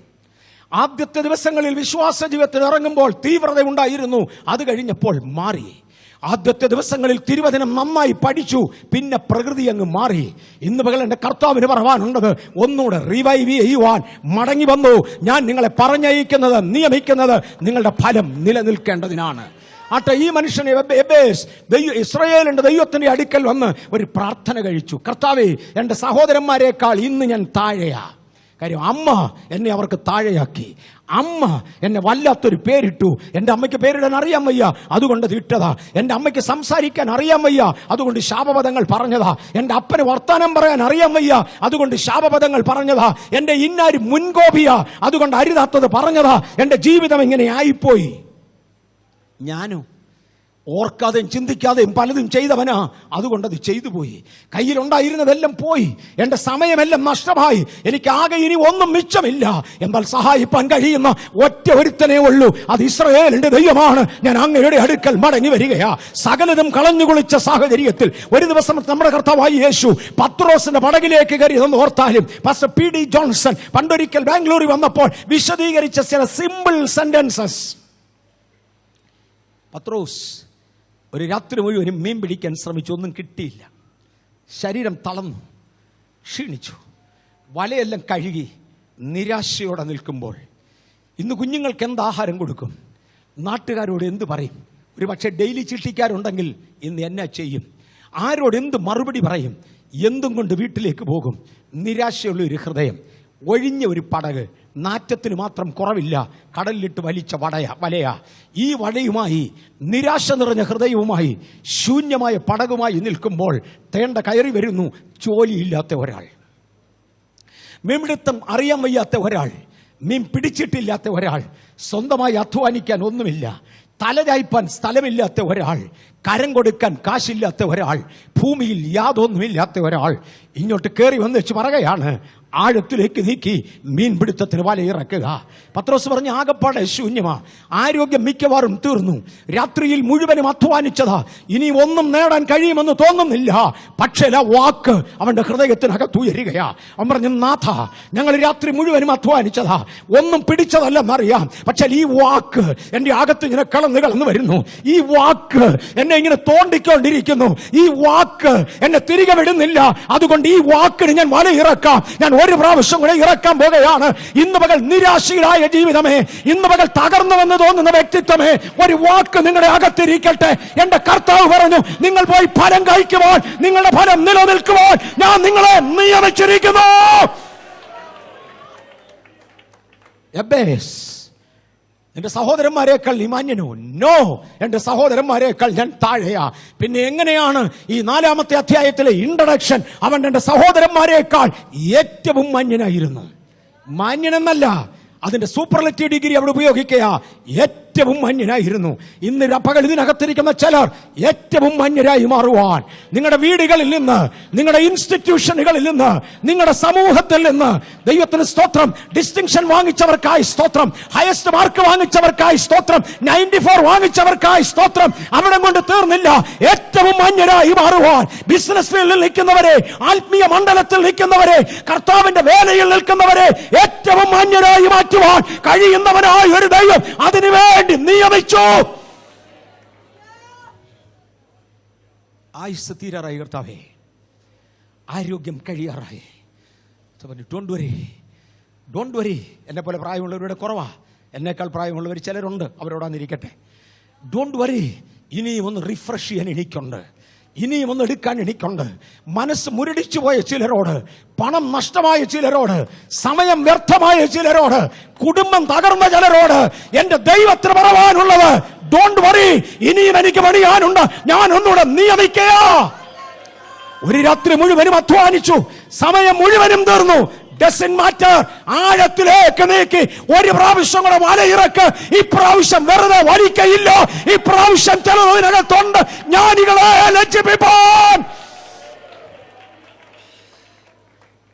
ബലവാന്മാരെ ലജ്ജിപ്പിക്കാൻ, കുലീനന്മാരെ ലജ്ജിപ്പിക്കുവാൻ, ധന്യമായ പലതിനെയും വെറുതെ അയക്കുവാൻ, ക്രിസ്തുവിൽ നാം പുകഴേണ്ടതിന്, ക്രിസ്തുവിൽ നാം പ്രശംസിക്കേണ്ടതിന്, വീണ്ടും ചിലത് തരുവാൻ കഴിവുള്ളവന്റെ അടുക്കൽ എന്നെത്താം. യബേസ് തന്റെ സഹോദരന്മാരെക്കാൾ താഴെയായിരുന്നെങ്കിലും അവൻ പ്രാർത്ഥിക്കേണ്ടവനോട് പ്രാർത്ഥിച്ചു. ഇന്ന് പകൽ കർത്താവേ, പ്രാർത്ഥിക്കേണ്ട അങ്ങയോട് പ്രാർത്ഥിപ്പാൻ, ഇസ്രായേലിന്റെ ദൈവത്തോട് പ്രാർത്ഥിപ്പാൻ. അങ്ങ് ഇഞ്ഞൊക്കെ പോയി മുട്ടിയിട്ട് എനിക്കൊരു പ്രയോജനവുമില്ല. പല ഓഫീസുകളിൽ പോയി തട്ടിയിട്ട് എനിക്ക് യാതൊരു പ്രയോജനവുമില്ല. പല ആളുകളോട് പോയി ചോദിച്ചിട്ട് എനിക്കൊന്നും കിട്ടുന്നില്ല. ഇന്ന് പകൽ കാണേണ്ടവരെ കാണാം. ഇസ്രായേലിന്റെ ദൈവത്തോട് ഒരപേക്ഷ കൂടെ കഴിക്കുവാൻ. അവൻ ചോദിച്ചത് ദൈവം അവന് കൊടുത്തു. അവൻ ചോദിച്ചത് ദൈവം അവന് കൊടുത്തു. ഇസ്രായേലിന്റെ പരിശുദ്ധനോട് ചോദിച്ചത് ദൈവം അവന് കൊടുത്തു. ഇന്ന് പകൽ ചോദിക്കുന്നത് തരാൻ കഴിയുന്ന ദൈവം, ഇന്ന് പകൽ ദൈവസന്നിധിയിൽ ആവശ്യപ്പെടുന്നത് തരാൻ കഴിയുന്ന ദൈവം നമ്മുടെ ദൈവമാകയാൽ നമുക്ക് നമ്മുടെ ദൈവത്തിന്റെ കരങ്ങളിലേക്ക് ഒന്ന് ഏൽപ്പിക്കാം. വീണ്ടും ഒരു പ്രാവശ്യം കൂടെ വായിച്ചാട്ടെ, അതിന്റെ 10ാമത്തെ വാക്യം. യബേസ് ഇസ്രായേലിന്റെ ദൈവത്തോട്, നീ എന്നെ നിശ്ചയമായി അനുഗ്രഹിച്ച്. ഒന്ന്, എന്നെ നിശ്ചയമായി അനുഗ്രഹിക്കുക. ആ അനുഗ്രഹത്തിന്റെ പുറകിൽ ഒരു പ്രിഫിക്സ് ഉണ്ട്, നിശ്ചയമായി അനുഗ്രഹിക്കുക. കർത്താവേ, I cannot take A chance. എനിക്കിനി ഒരു ചാൻസ് എടുക്കാൻ ഒക്കത്തില്ല. എന്നെ അനുഗ്രഹിച്ചാൽ നിശ്ചയമായിട്ട്. ഒരു ട്രയലിന് വേണ്ടി ഇന്ന് ആരും ശ്രമിക്കണ്ട. Come with surety. നിശ്ചയമായി എന്നെ അനുഗ്രഹിക്കുക. അതെ, ദൈവം നിശ്ചയമായി അനുഗ്രഹിക്കും. നീ എന്നെ നിശ്ചയമായി അനുഗ്രഹിച്ച അടുത്തത്, എന്റെ അതിര് വിസ്താരമാക്കണം. എന്താ ഈ നിശ്ചയമായി അനുഗ്രഹിക്കേണ്ടത്? ഞാൻ ശപിക്കപ്പെട്ടവനാ. എനിക്കറിയാം എൻ്റെ ബാക്ക്ഗ്രൗണ്ട്. ഇന്ന് പകൽ ഒന്നും ഒളിച്ചു വെക്കാനില്ല. എനിക്കറിയാം എൻ്റെ ജീവിതം ഒരു തകർന്ന ജീവിതമാണ്, ഒരു പൊളിഞ്ഞ വ്യക്തിത്വമാണ്. എൻ്റെ അമ്മ എൻ്റെ മേൽ പറഞ്ഞത് എനിക്കറിയാം. എൻ്റെ ബാക്ക്ഗ്രൗണ്ട് എനിക്കറിയാം. ഒരു സാധാരണ അനുഗ്രഹം എനിക്ക് പിടിക്കത്തില്ല. എന്നെ നിശ്ചയമായി ഒന്ന് അനുഗ്രഹിക്കണേ. ഇന്ന് പകൽ പിടിക്കാത്തതൊക്കെ പൊളിച്ചു മാറ്റിവെച്ച് പിടിക്കുന്നത് പോലെ പറയുവാൻ അറിയാവുന്നവനായ ഒരു ദൈവം, പൊളിക്കേണ്ടതൊക്കെ പൊളിച്ചു മാറ്റിവെച്ച് ചെയ്യേണ്ടത് പോലെ ചെയ്യാൻ അറിയാവുന്ന ഒരു ദൈവം ഇന്ന് പകൽ അറിയാവുന്നവന്റെ കരങ്ങളിലേക്ക് ഏൽപ്പിച്ചുകൊണ്ട് നമുക്ക് ദൈവത്തോട് പറയാം, ദൈവമേ അങ്ങനെ നിശ്ചയമായി ഒന്ന് അനുഗ്രഹിക്കണേ. 2, എൻ്റെ അതിര് വളരത്തില്ല കർത്താവേ. ഞാൻ ഉള്ളതിനകത്ത് ഒതുങ്ങിപ്പോയി, ഞാൻ ഉള്ളതിനകത്ത് കുടുങ്ങിപ്പോയി. കാര്യം എൻ്റെ അമ്മ എന്നോടത് പറഞ്ഞതാണ്. പക്ഷെ അങ്ങൊരാൾ നോക്കിയാൽ എൻ്റെ കൂടാരത്തിന്റെ കുറ്റികളെ നീക്കി അടിക്കുവാൻ, വന്ന് അടുപ്പിക്കുവാൻ അങ്ങക്ക് മാത്രമേ കഴിയുകയുള്ളൂ. എൻ്റെ അതിരിനെ അങ്ങൊന്ന് വിസ്താരമാക്കി തരണമേ. വിദ്യാഭ്യാസത്തിന്റെ അതിര്, റിസർച്ചുകളുടെ അതിര്. ഇതിനകത്ത് ഇരിപ്പുണ്ട ആളുകൾ, റിസർച്ച് ചെയ്യുന്നവരും വിജയിച്ചവരും വിജയിക്കാൻ ഉള്ളവരും. റിസർച്ചസിന്റെ അതിര്, കണ്ടുപിടുത്തങ്ങളുടെ അതിര്, വസ്തുവകകളുടെ അതിര്, അതിനപ്പുറത്ത് വിശ്വാസത്തിന്റെ അതിര്, എന്റെ പ്രവർത്തികളുടെ അതിര്, എന്റെ ശുശ്രൂഷകളുടെ അതിര് ഒന്ന് വർദ്ധിപ്പിച്ചു തരണമേ. ഈ ദിവസങ്ങളിൽ ദൈവത്തിന് ചിലരുടെയും കൂടെ അതിര് വർദ്ധിപ്പിക്കാനുണ്ട്. നമുക്ക് ദൈവത്തോടെന്ന് പറയാമോ, ഇസ്രായേലിന്റെ ദൈവമേ, ബാക്ക്ഗ്രൗണ്ട് മോശമാ, ദൈവത്തിന്റെ മറുപടി ബലഹീനമായതിന് ഞാൻ തിരഞ്ഞെടുത്തത്. ഓ, എന്തിനു വേണ്ടി? അതിര് വർദ്ധിപ്പിക്കുവാൻ. അങ്ങനെ അതിരിനെ ഒന്ന് വർദ്ധിപ്പിക്കണമേ. എന്നിട്ട് നിന്റെ കൈ എന്നോട് കൂടെ ഇരുന്ന അനർത്ഥം എനിക്ക് വ്യസനത്തിന് കാരണമായി തീരാതെ വണ്ണം. നിൽക്കട്ടെ, അങ്ങയുടെ കൈ എന്റെ കൂടെ ഇരിക്കണം. ഇന്ന് പകൽ നമുക്ക് ചിലർ കൂടെ പറയാം, കർത്താവേ, ദൈവത്തിന്റെ കൈ എന്റെ കൂടെ ഇരിക്കണേ, ദൈവത്തിന്റെ കൈ എന്റെ കൂടെ ഇരിക്കണേ. ഞാൻ പോകുന്നിടത്തൊന്നും ഞാൻ വിജയിക്കണമെന്നില്ല, ഞാൻ ചെല്ലുന്നിടത്ത് ഞാനൊരു വിജയകാരിയായി മാറണമെന്നില്ല. പക്ഷെ അങ്ങയുടെ കൈ എൻ്റെ കൂടെ ഇരുന്നാൽ സംഗതി ആകെ മാറും. കർത്താവേ, 1000 പേരെൻ്റെ കൂടെ വരുന്നതല്ല, 1,00,000 പേരെൻ്റെ കൂടെ നിൽക്കുന്നതല്ല, അങ്ങയുടെ കൈ എൻ്റെ കൂടെ ഉണ്ടെങ്കിൽ ഹല്ലേലൂയ. അനാദിയായ കൈ, ആ ശാശ്വത ഭുജങ്ങള് കീഴേ ഉണ്ടെങ്കിൽ, അങ്ങയുടെ കൈ എൻ്റെ കൂടെ ഉണ്ടെങ്കിൽ, അങ്ങയുടെ കൈ എൻ്റെ മേൽ ഇരിക്കണേ, അതെൻ്റെ കൂടെ ഇരിക്കണേ. ഇന്ന് മകൾ പ്രാർത്ഥിക്കുന്ന ദൈവവേദന ചിലരോടുകൂടെ ദൈവത്തിന്റെ കൈ ഈ ദിവസങ്ങളിൽ ഇറങ്ങി വരട്ടെ. അങ്ങയുടെ കൈ എൻ്റെ കൂടെ ഇരുന്ന്, സ്തോത്രം, ആ പദത്തിൽ വീണ്ടും നിൽക്കട്ടെ. ദൈവത്തിന്റെ കൈ എൻ്റെ കൂടെ ഇരുന്ന്. എത്ര കോടികളെ പണിതയ കൈ, ഈ പ്രപഞ്ചത്തിന് അടിസ്ഥാനമിട്ട കൈ, ആകാശത്തിന് വൃത്തം വരച്ച കൈ, ഭൂമിയിലെ പൊടിയെ നാഴിയിൽ കൊള്ളിക്കുന്ന കൈ, നക്ഷത്രങ്ങളെ കൈകളിൽ വഹിക്കുന്ന അങ്ങ്, ഹല്ലേലൂയ, അങ്ങയുടെ കൈ എൻ്റെ കൂടെ ഇരിക്കണേ. അങ്ങയുടെ കൈ എൻ്റെ കൂടെ ഇരുന്ന് അനർത്ഥം എനിക്ക് വ്യസനകാരണമായി തീരാതല്ലേ, അനർത്ഥം എനിക്ക് വ്യസനകാരണമായി തീരാതെ അങ്ങുമിഞ്ഞു അനർത്ഥം വന്നെന്ന് വരും. വ്യസനമായി മാറ്റാത്ത ദൈവത്തെ സ്തുതിക്കുന്നു, പ്രശ്നമാക്കി മാറ്റാത്ത ദൈവത്തെ സ്തുതിക്കുന്നു. എനിക്ക് അനർത്ഥം വന്നെന്ന് വരാം, എൻ്റെ ശത്രുവേ അത് കണ്ട് നീ സന്തോഷിക്കത്തില്ല. കാര്യം അനർത്ഥം എനിക്ക് വ്യസനകാരണമായി മാറത്തില്ല. ഇന്ന് പകൽ ഒരു പ്രാവശ്യം കൂടെ ആവർത്തിച്ച് പറയാമോ, ഈ പട്ടണത്തിൽ പ്രശ്നങ്ങൾ ഉണ്ടാകും, പക്ഷെ അനർത്ഥം എനിക്ക് വ്യസനകാരണമായി മാറത്തില്ല. ഈ പട്ടണത്തിൽ കലാപങ്ങൾ ഉണ്ടാകും, അനർത്ഥം എനിക്ക് വ്യസനകാരണമായി മാറത്തില്ല. ഇവിടെ ദുരിതങ്ങൾ ഉണ്ടാകും, അനർത്ഥം എനിക്ക് വ്യസനകാരണമായി മാറുകയില്ല.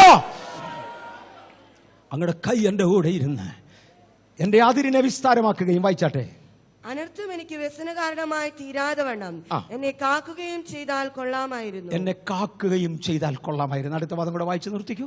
അവൻ അപേക്ഷിച്ചതിനെ ദൈവം അവന് നൽകി. അവൻ അപേക്ഷിച്ചതിനെ ദൈവം അവന് നൽകി. ഇന്ന് പകൽ അപേക്ഷിക്കേണ്ടവനോട് അപേക്ഷിക്കും പോലെ അപേക്ഷിച്ചാൽ ദൈവം അത് നൽകും. കാര്യം അത് വാങ്ങാൻ നമ്മെ നിയമിച്ചിരിക്കുക, അപേക്ഷിച്ച് വാങ്ങാൻ നമ്മെ നിയമിച്ചിരിക്കുക. എൻ്റെ നാമത്തിൽ പിതാവിനോട് അപേക്ഷിക്കുന്നതൊക്കെയും നിങ്ങൾക്ക് ലഭിക്കേണ്ടതിന് നിങ്ങളെ നിയമിച്ചിരിക്കുക, എന്നെ നിയമിച്ചിരിക്കുക. ഞാൻ യേശുവിൻ്റെ നാമത്തിൽ പിതാവിനോട് അപേക്ഷിക്കുന്നതൊക്കെയും പിതാവിങ്കിൽ നിന്ന് പ്രാപിക്കേണ്ടതിന് എന്നെ നിയമിച്ചിരിക്കുക, നമ്മെ നിയമിച്ചിരിക്കുക. ഇന്ന് പകൽ നിയമിക്കപ്പെട്ട ദൈവപൈതലേ നമ്മെ കർത്താവ് കണ്ടതാ. ഇനി ഞാനൊരു വലിയ കോൺട്രഡിക്ഷനിലോട്ട് ഇറങ്ങാൻ പോവാം. ഞാൻ ഇത്രയും നേരം പറഞ്ഞു വന്ന ആശയങ്ങളുടെ ഒരു മറുവശം എന്ന് പറയാം, ഒരു കോൺട്രഡിക്ഷനിലേക്ക് ഇറങ്ങാൻ പോവാം. യബ്ബേസും ദൈവവും കൂടെ എങ്ങനെ കണ്ടെന്നുള്ളതാണ് വിഷയം. ഇത് പുതിയ നിയമകാലത്തെങ്ങും അല്ല, ഇപ്പോൾ സമയഭേദം കൂടാതെ കൃപാസനത്തോട് അടുത്ത് വരാം. നമുക്ക് എപ്പോൾ വേണമെങ്കിലും, എപ്പോൾ ആവശ്യമുണ്ടോ അന്നേരം കൃപാസനത്തോട് അടുത്ത് വരാം. പക്ഷെ പണ്ട് സ്ഥിതി ഇതല്ല. കൃപാസനത്തോട് അടുത്ത് വരണമെങ്കിൽ ആണ്ടിൽ ഒരിക്കൽ മഹാപുരോഹിതന് മാത്രമേ പറ്റത്തുള്ളൂ, വേറെ ആർക്കും ഒക്കെയില്ല. മറ്റാർക്കും ദൈവത്തെ കാണാൻ അനുവാദമില്ലാത്ത കാലം യബ്ബേസ് എങ്ങനെ കണ്ടെന്ന്, അതാണ് വിഷയം. യബ്ബേസ് ദൈവത്തെ എങ്ങനെ കണ്ടു? യബ്ബേസിന് ദൈവത്തെ കാണാനുള്ള ആകെ ചാൻസ് ദൈവം ഇങ്ങോട്ട് വന്ന് കാണുക, ഇവന് ചെന്ന് കാണാൻ പറ്റത്തില്ല. ഇത് രണ്ടും കൂടെ ഒന്ന് കണക്ട് ചെയ്തോട്ടെ. ഞാൻ ഇദ്ദേഹത്തെ ഇങ്ങോട്ട് വന്ന് ദൈവം കണ്ടതാണ്, അങ്ങോട്ട് എന്ന് കാണാൻ പറ്റത്തില്ല. കാരണം അങ്ങോട്ട് എന്ന് ആർക്കും ദൈവത്തെ കാണാൻ, സ്വർഗത്തിൽ കയറാൻ ഒക്കത്തില്ല, ദേവാലയത്തിൽ ചെല്ലാൻ ഒക്കത്തില്ല, അവിടെ പോകണമെങ്കിൽ മഹാപുരോഹിതനെ ഒക്കത്തുള്ളൂ. പിന്നെ എങ്ങനെ കണ്ടു? ദൈവം ഇങ്ങോട്ട് വന്ന് കണ്ടതാ. ദൈവം ഇങ്ങോട്ട് വന്ന് പലരെയും കണ്ടിട്ടുണ്ട്, പലരെ കണ്ടിട്ടുണ്ട്. അബ്രഹാമിന്റെ ചരിത്രം മുതൽ ഇങ്ങോട്ട് നമുക്ക് 1-2 ചെറിയ ചരിത്രങ്ങളൊന്ന് തൊടാം. അബ്രഹാമിന്റെ അടുക്കൽ ഇങ്ങോട്ട് വന്ന് ദൈവം അബ്രഹാമിനെ കണ്ടായിരുന്നു.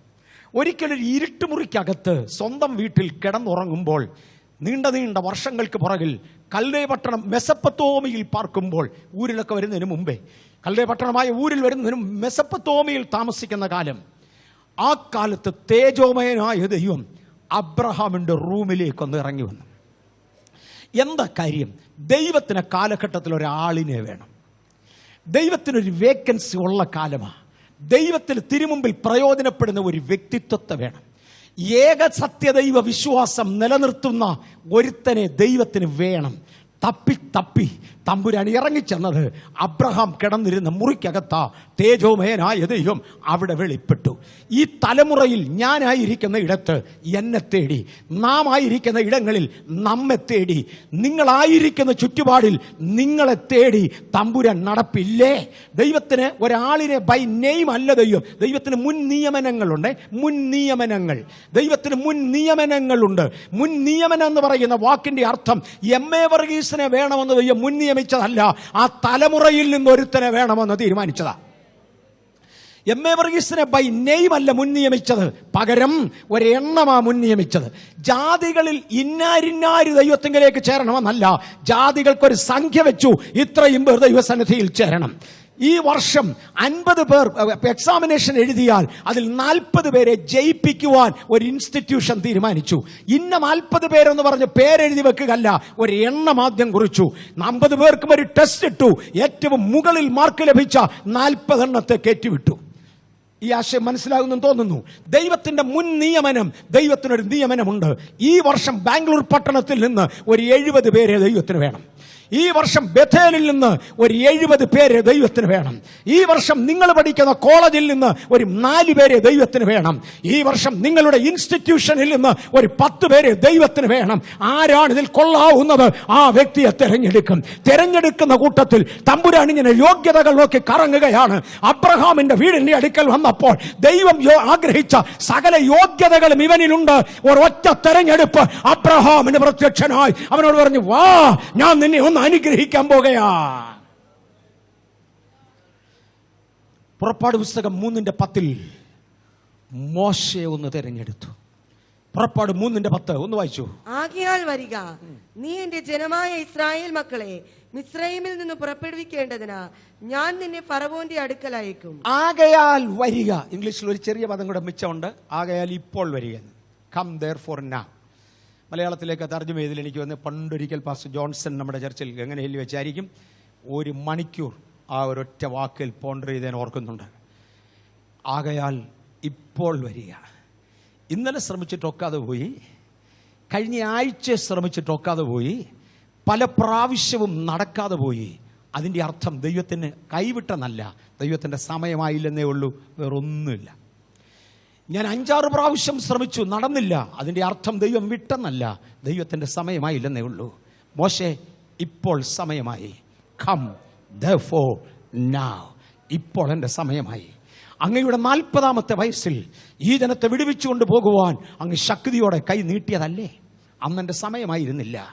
അതിനു മുമ്പുള്ള 40 നീണ്ട വർഷങ്ങൾ ഓർമ്മയായ കാലം മുതൽ അങ്ങ് പ്രവർത്തിപ്പാൻ ശ്രമിച്ചതല്ലേ? ഒത്തില്ല, എൻ്റെ സമയമായില്ല. ഇപ്പോൾ എൻ്റെ സമയമായി. വാ, ഞാൻ നിന്നെ ഒന്ന് അയക്കാൻ പോകുകയാ. ഇന്ന് പകൽ ചിലതിനെ കുറിച്ചുള്ള ദൈവിക സമയമായെങ്കിൽ, ദൈവിക ഘടികാരത്തിന്റെ സമയമായെങ്കിൽ എൻ്റെ ദൈവത്തിന് പറയാനുള്ള, വാ, ഒരു നിയമനത്തിന് വേണ്ടി ഞാൻ ഇറങ്ങി വന്നിരിക്കയാ. മോശ അങ്ങോട്ട് തിരിച്ചു വെച്ച്, കർത്താവേ, ആട്ടിടയനായ ഞാൻ, വ്യക്തിത്വമില്ലാത്ത ഞാൻ, ആടിന്റെ മൂത്രം നാറുന്ന ഞാൻ, സംസാരിക്കാൻ നാക്കില്ലാത്ത ഞാൻ, വിക്കി പറയുന്ന ഞാൻ, വ്യക്തിത്വമില്ലാത്ത ഞാൻ രാജാവിന്റെ മുമ്പിൽ ചെന്ന് നിൽക്കുന്നത് എങ്ങനെ? എന്നെ കൊണ്ട് കഴിയുമോ? കർത്താവ് പറഞ്ഞു, ബലവാനെ ലജ്ജിപ്പിക്കേണ്ടതിന് ഞാൻ ബലഹീനമായത് തിരഞ്ഞെടുക്കും. ജ്ഞാനികളെ ലജ്ജിപ്പിക്കേണ്ടതിന് ഞാൻ പോഷത്വമായത് തിരഞ്ഞെടുക്കും. വലിയതിനെ വെറുതെ അയക്കേണ്ടതിന് ഞാൻ ചെറിയതിനെ തിരഞ്ഞെടുക്കും. പ്രശംസ നിനക്കല്ല, പ്രശംസ എന്നിലിരിക്കേണ്ടതിന്, നീ എന്നിൽ പ്രശംസിക്കേണ്ടതിന് ഞാൻ നിന്നെ ഉപയോഗിക്കാൻ പോകുകയാ. വാ മോശേ, വാ, ഞാൻ നിന്നെ മിസ്രയീമിലെ ഫറവോന്റെ അടുക്കലോട്ട് അയക്കാൻ പോകുകയാ. ഞാൻ നിന്നെ അയക്കുന്ന ഒരു ആട്ടിടയനായിട്ടല്ല, ഫറവോന്റെ മുമ്പിൽ നീ ദൈവതുല്യനായിരിക്കും. ദൈവത്തെ പ്രതിനിധീകരിക്കുന്ന ചിലർ, ഞാൻ ദൈവത്തെയാ പ്രതിനിധീകരിക്കുന്നത്, ഞാൻ ദൈവത്തെയാ പ്രതിനിധീകരിക്കുന്നത്. ദൈവത്തെ പ്രതിനിധീകരിക്കുന്ന ചിലർ ഇതിനകത്തൊന്ന് ഇറങ്ങിത്തിരിക്കട്ടെ. ഞാൻ നിന്നെ അയക്കാൻ പോകുകയാ. നിന്റെ വീക്ക്നെസ്സിലല്ല ഞാൻ അയക്കുന്നത്, എന്റെ ബലത്തിലോ ഞാൻ അയക്കുന്നത്. നിന്റെ കുറവിലല്ല ഞാൻ അയക്കുന്നത്, എന്റെ വലിപ്പത്തിലോ ഞാൻ അയക്കുന്നത്. നീ പോകുന്നത് എന്നെ പ്രതിനിധീകരിക്കാനാ. ദൈവത്തെ പ്രതിനിധീകരിക്കുവാൻ തിരഞ്ഞെടുക്കപ്പെട്ടവർക്കായി സ്തോത്രം. ദൈവത്തിനൊരു വേക്കൻസി ഉള്ളതിനാൽ, ഒരു എമർജിംഗ് നീഡ് തനിക്കുള്ളതിനാൽ, വർദ്ധിച്ചു വരുന്ന ഒരു ആവശ്യം തനിക്കുള്ളതിനാൽ യോഗ്യമായ ഒരു വ്യക്തിത്വത്തെ വേണം. മോശയുടെ മേൽ വിളി വീണു. ഇന്ന് പകൽ എന്തുകൊണ്ട് നമ്മിൽ ചിലരുടെ മേൽ വിളി വീഴുകയില്ല? ഈ പട്ടണത്തിന് ദൈവത്തിന് കുറച്ചുപേരെ വേണം. തങ്ങൾ ഏകാഗ്ര ചിത്തന്മാരായിരിക്കുന്നവർക്ക് വേണ്ടി തന്നെത്താൻ ബലവാൻ എന്ന് കാണിക്കേണ്ടതിന് ദൈവത്തിന്റെ കണ്ണ് ചുറ്റുവട്ടങ്ങളിൽ ഊടാടി സഞ്ചരിക്കുന്നു. നമ്മിൽ ചിലരുടെ മേലെ കണ്ണ് വീഴട്ടെ.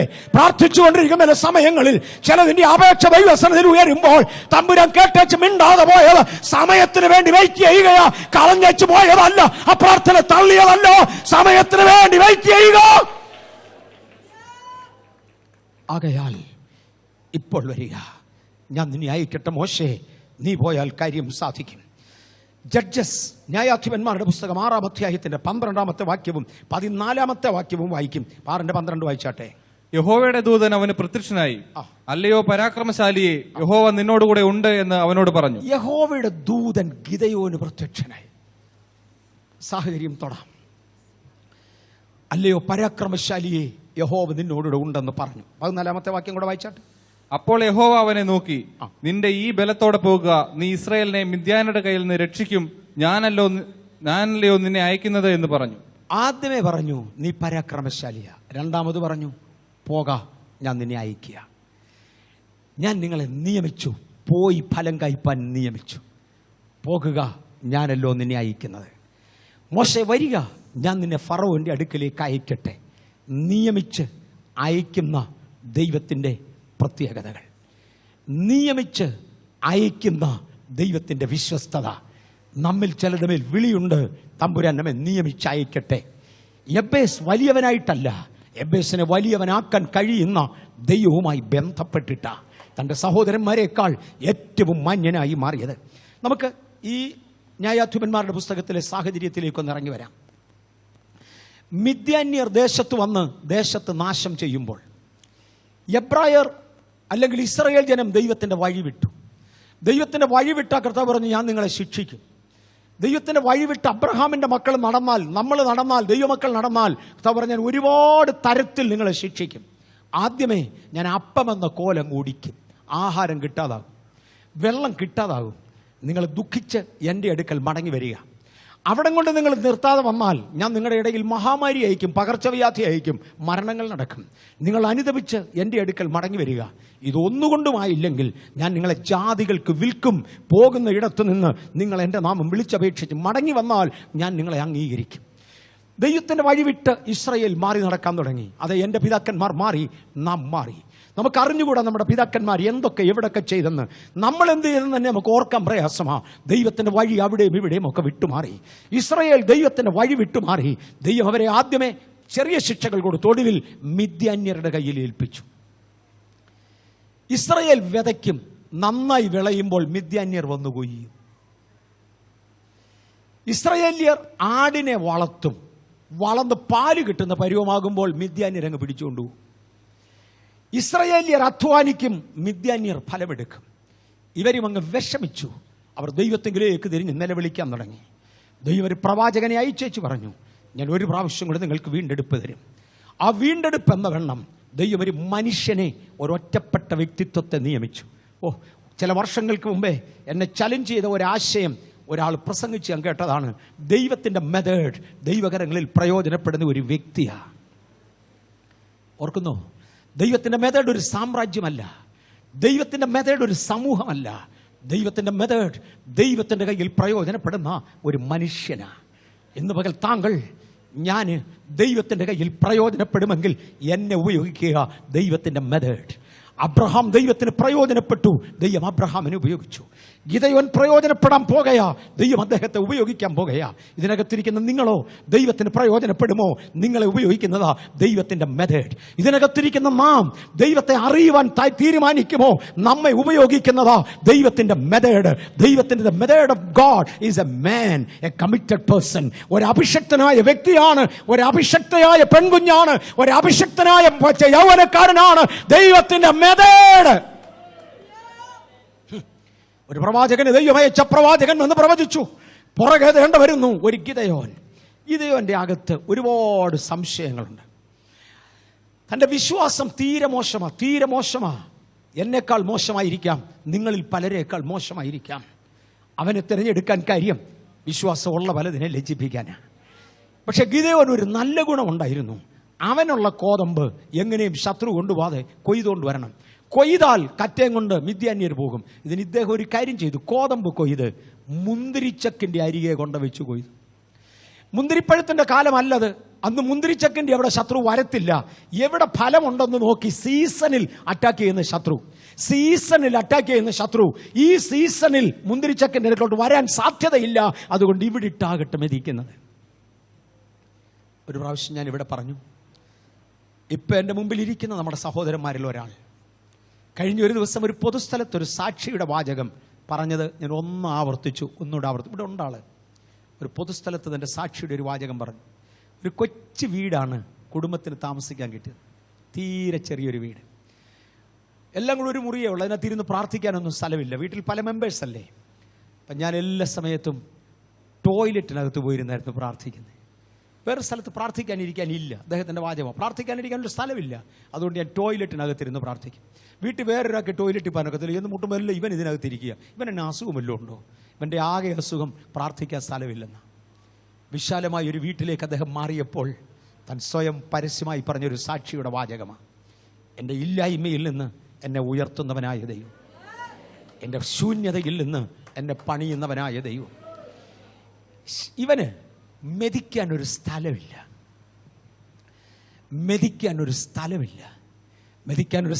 തോന്നപ്പോൾ അദ്ദേഹം ഒരു സ്ഥലം കണ്ടുപിടിച്ചു. മുന്തിരിച്ചക്കിൻ്റെ അരികിൽ ഇപ്പം മിദ്യാന്യർ വരാൻ വഴിയില്ല. ഇങ്ങനെ അവിടിട്ട് മെതിക്കുമ്പോൾ വരുന്നു ഒരു ദൈവദൂതൻ. ഒരു ദൈവദൂതൻ. ഇന്ന് അസംഭവ്യമായ പലതിനു വേണ്ടി ഇറങ്ങിത്തിരിക്കുന്ന ദൈവപൈതലേ, നിങ്ങളെ തപ്പി വരുന്നത് ദൈവത്തിൻ്റെ ദൂതന്മാരാകാം. ഒരു ദൂതൻ ഇവനെ തപ്പി വരുന്നു. ഒരു ദൂതൻ അവിടെ വന്ന് ഗിദെയോനെ കണ്ട ചെറൊറ്റ വിളി, അല്ലയോ പരാക്രമശാലിയെ, യഹോവ നിന്നോടുകൂടെ. അല്ലയോ പരാക്രമശാലിയെ. ഇവൻ പരാക്രമശാലിയാണോ? അല്ല. ഭയന്ന് നിൽക്കുക, പേടിച്ച് നിൽക്കുക, പരാക്രമശാലി അല്ല. പക്ഷെ സ്വർഗത്തിൽ ദൈവം നോക്കുമ്പോൾ ഇവനെ ഒന്ന് രൂപീകരിച്ചാൽ ഒരു പരാക്രമശാലിയെ പുറത്തു കൊണ്ടുവരാം. മലയാളത്തിൽ പണ്ടൊരു പ്രൊവേർബ് ഉണ്ടായിരുന്നു, വെണ്ണയുണ്ടെങ്കിൽ നെയ്യ് വേറെ കരുതേണ്ട കാര്യമില്ല, ഇത് ഉരുക്കിയാൽ നെയ്യ് കിട്ടും. ഞാൻ നോക്കുമ്പോൾ ഒരുണ്ട വെണ്ണ കാണാം. എന്നാൽ എൻ്റെ അമ്മ നോക്കുമ്പോൾ ഇത് ഉരുക്കിയാൽ ഇതിനകത്തുനിന്ന് നറുനെയ്യ് ലഭ്യമാണ്. ഇന്ന് പകൽ നിങ്ങൾ നോക്കുമ്പോൾ ബലഹീനനായ എന്നെ തന്നെ കാണാം. സ്വർഗം നോക്കുമ്പോൾ ഇതിനകത്തുനിന്ന് ദൈവം രൂപീകരിക്കുന്ന ബലവാനെ കാണാൻ കഴിയും. ഹല്ലേലൂയ. അല്ലയോ പരാക്രമശാലിയെ. ദൈവം നമ്മെ വിളിക്കാൻ ആഗ്രഹിക്കുന്ന പേര് അല്ലയോ ഭയപ്പെടുന്നവനെ എന്നല്ല, പകരം വിളിക്കുവാനുള്ള പേര് ഭാവിയിൽ ഞാൻ എന്താക്കിയെടുക്കും. പരാക്രമശാലിയെ. അദ്ദേഹത്തിന് പറയാനുള്ളത്, കർത്താവേ, യജമാനനെ, യഹോവ നമ്മോടുകൂടെ ഉണ്ടെങ്കിൽ ഈ അനർത്ഥമൊക്കെ ഈ നമുക്ക് വരുന്നത് എന്ത്? യഹോവ കൂടെ ഉണ്ടെങ്കിൽ ഇങ്ങനെ അല്ലിരിക്കേണ്ടത്. യഹോവ കൂടെ ഉണ്ടെങ്കിൽ എങ്ങനെയാണെന്ന് എനിക്കറിയാം. എനിക്കൊരു വിശ്വാസവും വരുന്നില്ല. യഹോവ അവനെ ഒന്ന് നോക്കിയേച്ച് പറഞ്ഞു, ഈ ബലത്തോടെ പോ, ഞാൻ നിന്നെ അയക്കുക. നീ മിദ്യാനെ ഒരൊറ്റ മനുഷ്യനെ പോലെ തോപ്പിക്കും. മിദ്യാന്റെ സംഘം വലിയ സംഘമായി വരുന്നത് നീ കാണും. ഡോണ്ട് വറി, ഒരു മനുഷ്യനെ പോലെ നീ അവനെ നേരിടും. ഇന്ന് പകൽ നിങ്ങളുടെ മുമ്പിലുള്ള ശത്രുവിനെ കണ്ട് ഒന്ന് പറയാമോ, ഒരു വ്യക്തിത്വത്തെ പോലെ ഞാൻ ആ വ്യക്തിയെ തോപ്പിക്കും, ഞാൻ ആ സമൂഹത്തെ ജയിക്കും, എൻ്റെ പ്രശ്നത്തെ ഞാൻ നേരിടും, എൻ്റെ പ്രശ്നത്തെ ഞാൻ ജയിക്കും. എന്തുകൊണ്ട്? ബലവാന്മാരെ ലജ്ജിപ്പിക്കേണ്ടതിന് ബലഹീനമായി ഇത് തിരഞ്ഞെടുത്ത ദൈവം, കുലഹീനമായി ഇതിനെ തിരഞ്ഞെടുത്ത ദൈവം, വലിയ ജനതിനെ മിണ്ടാതെയാക്കുവാൻ ചെറിയതിനെ എടുത്ത ദൈവം എന്നെ തിരഞ്ഞെടുത്തു. അത് ഞാനല്ല, ദൈവം എന്നെ തിരഞ്ഞെടുത്തതാണ്. കട്ട് ഷോട്ട് ചെയ്യാൻ പോവാ. നമ്മുടെ സമയം ഏറെക്കുറയായി. ദൈവിക തിരഞ്ഞെടുപ്പിൽ ദൈവം കണ്ട് തിരഞ്ഞെടുക്കുന്ന ചിലതുണ്ട്. വേറെ ചില സാഹചര്യങ്ങളിൽ ദൈവം ഒരു ഓപ്പൺ ചാൻസ് തരും. യെശയ്യാവിന്റെ പുസ്തകം 6-ാം അധ്യായത്തിന്റെ 8-ാമത്തെ വാക്യം ഒന്ന് വായിക്കാം. ഞാൻ ഇടയ്ക്കുള്ളതെല്ലാം വിടുക. അനന്തരം ഞാൻ ആരെ അയക്കേണ്ടു, ആർ നമുക്ക് വേണ്ടി പോകും എന്ന് ചോദിക്കുന്ന കർത്താവിന്റെ ശബ്ദം കേട്ടിട്ട്, അടിയനിതാ, അടിയനെ അയക്കണമേ എന്ന് ഞാൻ പറഞ്ഞു. സ്വർഗത്തിൽ ഒരു ശബ്ദം ഉയർന്നു, ഞാൻ ആരെ അയക്കേണ്ടു, ആർ നമുക്ക് വേണ്ടി പോകും. ഒന്ന്, ദൈവത്തെ തപ്പി നടക്കുന്ന ചിലരെ കാണുവാൻ ദൈവം തപ്പി നടക്കുക. ദൈവിക സ്വഭാവം സൂക്ഷിക്കുന്ന ചിലതിനെ ദൈവം തപ്പി നടക്കുക. വേറെ ചില സാഹചര്യങ്ങളിൽ ഒരു ഓൾട്ടർ കോൾ കേൾക്കാം. ഓൾട്ടർ കോൾ, പരസ്യമായ ഒരു വിളി. ആരുണ്ട്? ഞാൻ ആരെ അയക്കേണ്ടു? ആർ നമുക്ക് വേണ്ടി പോകും. പണ്ടൊരിക്കൽ UP മിഷൻ്റെ ഡയറക്ടർ, UP മിഷൻസ്, അതിൻ്റെ ഡയറക്ടർ നമ്മുടെ ചർച്ചിൽ വന്ന് പറഞ്ഞ ഒരു പദം എനിക്ക് ഓർമ്മയുണ്ട്. പലപ്പോഴും ഈ പേര് കേട്ടാൽ നമ്മൾ പറയുന്നുണ്ട്, അവനെ അയക്കണേ കർത്താവേ, അവൻ പോട്ടെ. വടക്കേ ഇന്ത്യക്കാരെ അയക്കും, 5 പേര് എഴുന്നേറ്റ് അവരെ അയക്കേ. പാസ്റ്ററെ അയക്കേ, പുള്ളിക്കാരൻ പ്രസംഗിച്ചോളും, പുള്ളി അയക്കേ. ഇവനെ അയക്കേ, മറ്റവനെ അയക്കേ. പക്ഷെ ദൈവം ആഗ്രഹിക്കുന്ന ശബ്ദം അതല്ല. അടിയനെ അയക്കണമേ, അടിയൻ പോകാം. ഇടം വലം തിരിഞ്ഞണ്ട് അവനെ അയക്കി ഇവനെ അയക്കെന്ന് പറയുന്നതിനേക്കാൾ അടിയനെ അയക്കണമേ, അടിയൻ പോകാമെന്ന് പറയുന്ന ചിലരിന്ന് പകൽ ഇവിടെ ഉണ്ടോ? തമ്പുരാനെ വരെ ആവശ്യമുണ്ട്. പോയി ഫലം കഴിക്കേണ്ടതിന് കർത്താവ് നമ്മെ നിയമിച്ചു. നമുക്ക് നമ്മുടെ കണ്ണുകൾ അടയ്ക്കാം. ഇന്ന് പകൽ അടിയനെ അയക്കണമേ, അടിയൻ പോകാമെന്ന് പറയുന്ന ഒരു ഓൾട്ടർ കോൾ കേൾക്കുന്നെങ്കിൽ, ഇല്ല ഞാനൊരു പരാജയമാണ്, എൻ്റെ ജീവിതത്തിൽ ഒരു ജയമില്ലെന്ന് പറയുന്നവരുണ്ടെങ്കിൽ, വിവിധ സാഹചര്യങ്ങളുള്ളവരോട് ഇന്ന് പകൽ പരിശുദ്ധാത്മാവ് ഇടപെട്ടു. കർത്താവേ, അങ്ങയുടെ വചനമാണ് ഞങ്ങളോട് ഇടപെട്ടത്. ആകാശത്തിന് മാറാം, ഭൂമിക്ക് മാറാം, പക്ഷെ ഈ വചനത്തിന് മാറാൻ വയ്യാന്ന് ഞങ്ങൾക്കറിയാം. ഇതിന് നീക്കം വരികയില്ലെന്ന് ഞങ്ങൾക്കറിയാം. ഇതുകൊണ്ട് ശുശ്രൂഷിക്കുവാനും ശുശ്രൂഷിക്കപ്പെടുവാനും അടിയങ്ങൾക്ക് പദവി തന്നതിനായി സ്തോത്രം. ഇത് വായിക്കുന്നവനും വായിച്ച് കേൾക്കുന്നവനും കേൾപ്പിക്കുന്നവനും ഒരുപോലെ ഭാഗ്യമുള്ളവർ എന്ന് ഞങ്ങൾക്കറിയാം. ഇന്ന് പകൽ ഞങ്ങളുടെ വചനത്തിന് മുമ്പിൽ അടിയങ്ങൾ ഇത് മടങ്ങി വരുന്നു. തങ്ങളുടെ ജീവിതം ഒരു പരാജയമെന്ന് തോന്നി തുടങ്ങിയവരെ ഇന്ന് തൃക്കരങ്ങളിൽ തരുന്നു. ഇസ്രായേലിൻ്റെ ദൈവമേ, അങ്ങയെ കൊണ്ടല്ലാതെ അതിര് വിസ്താരമാക്കാൻ കഴിയുകയില്ല. എൻ്റെ ജനത്തിൽ ഇന്ന് പകലൊരു സമർപ്പണമുള്ളവരെ ദൈവകരങ്ങളിൽ ഏൽപ്പിക്കുന്നു.